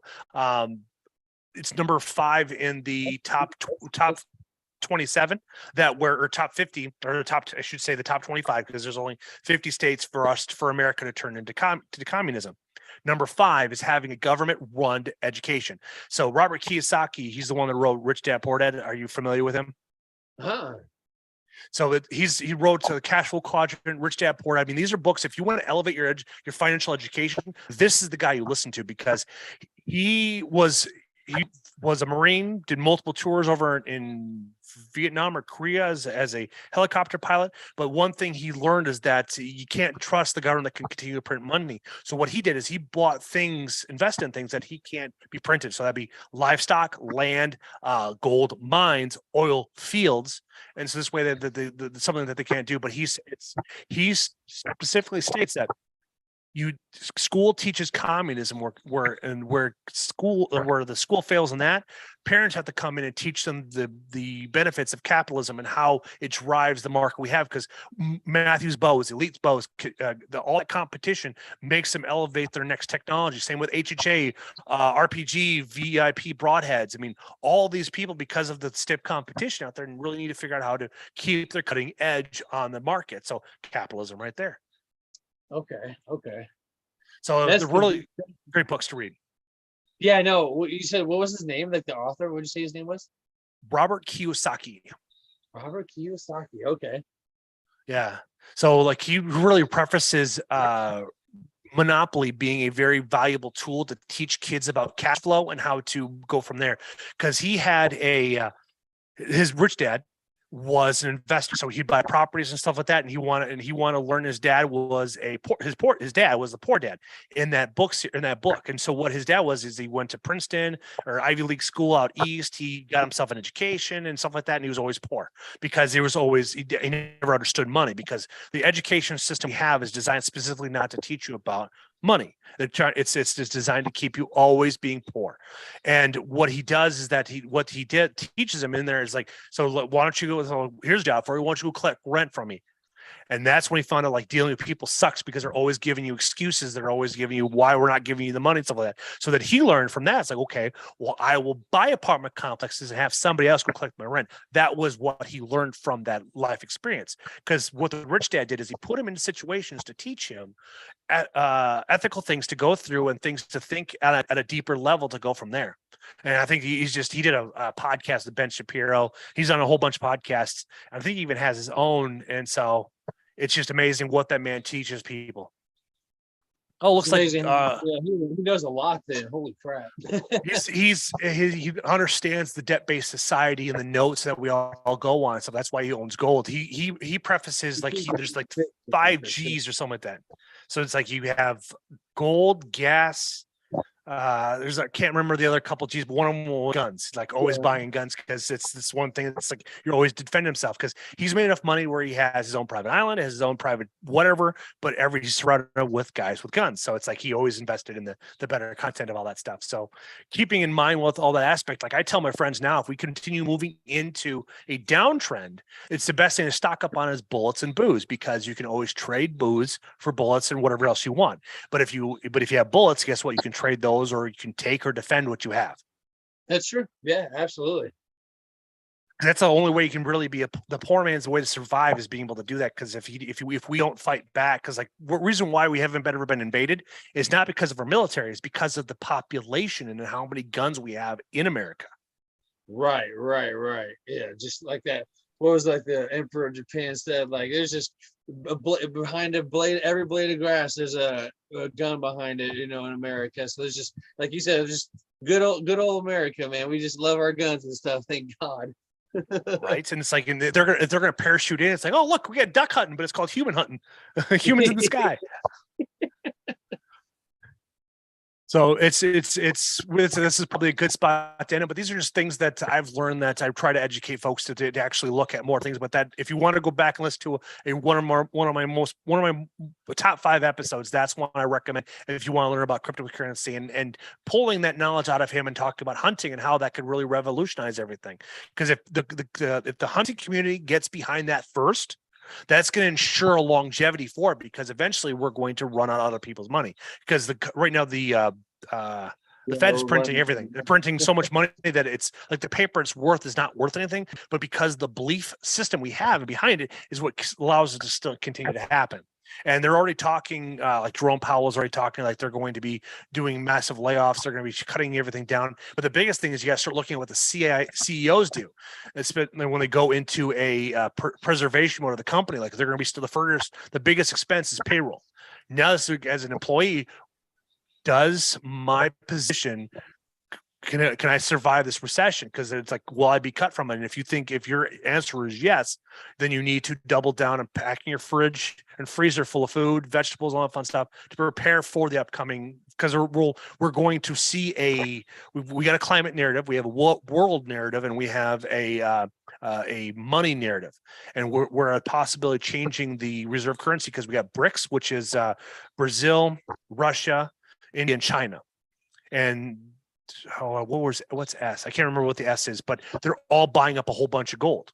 Now, is it true, or is it whatever, or is it they're just playing us like pawns?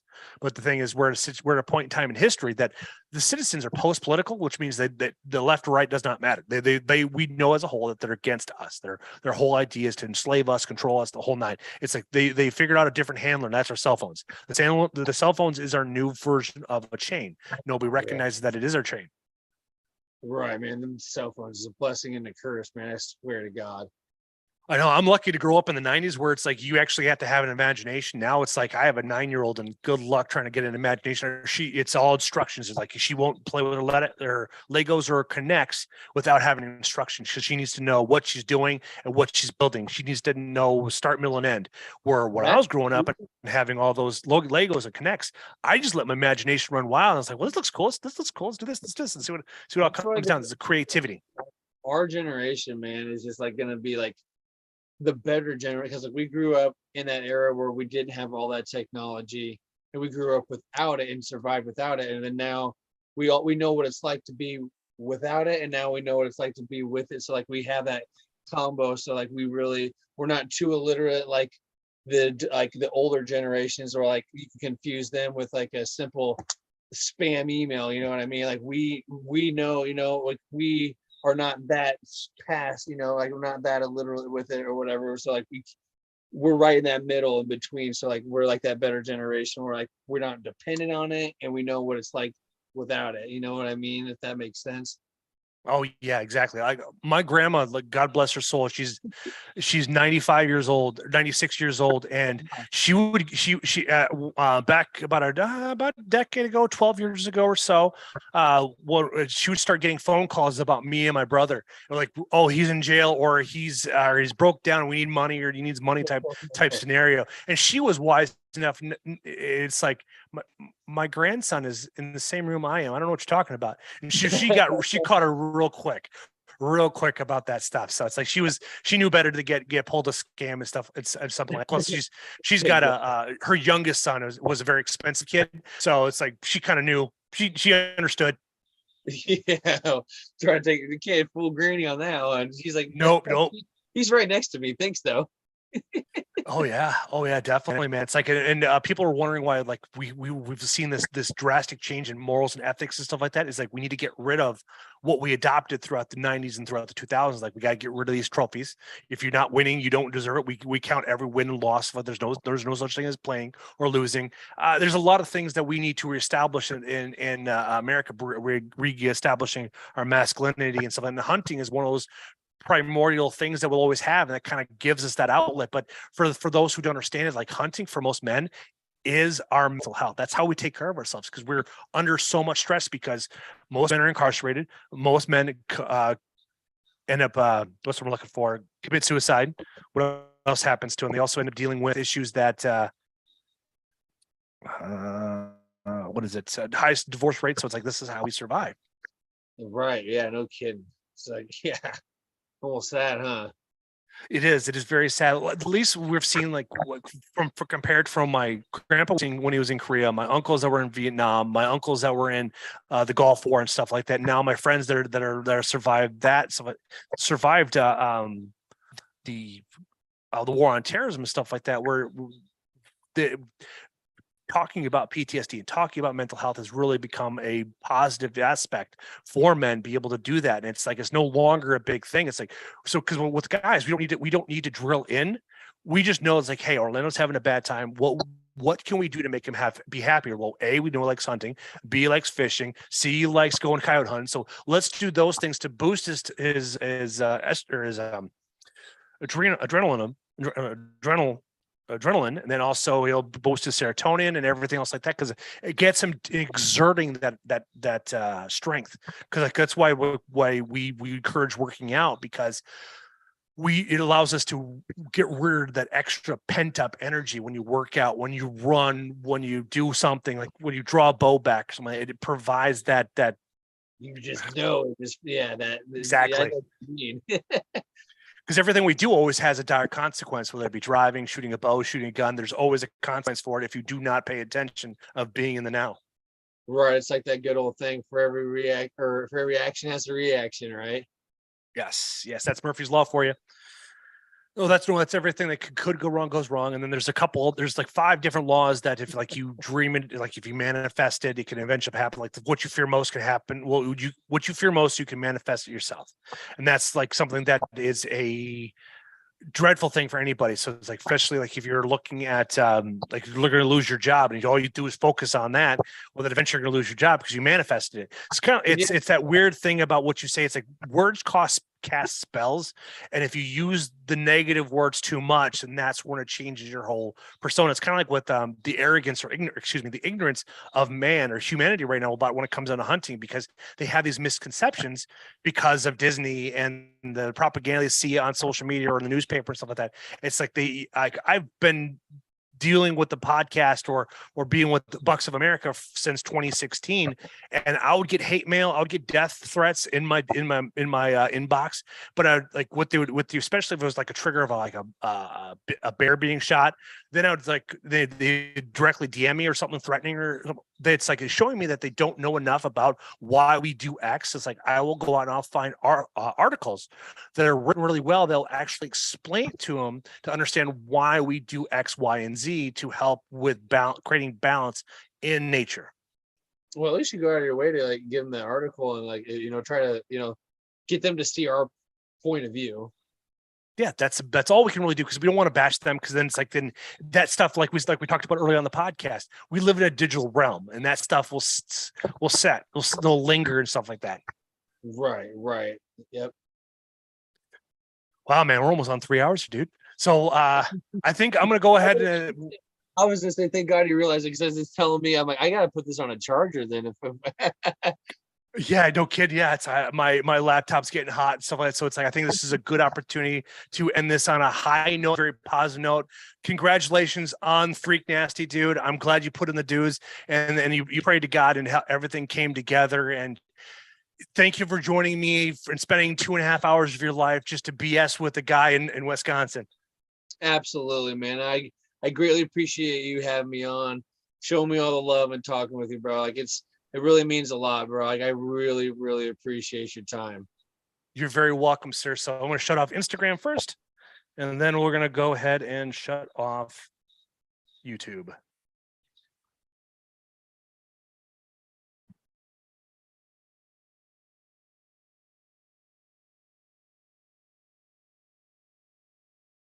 There's Nice. that. Stop. Where are you at?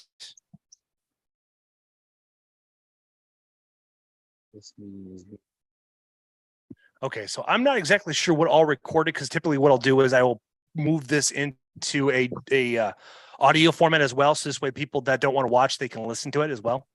Yeah. Okay. So yeah, we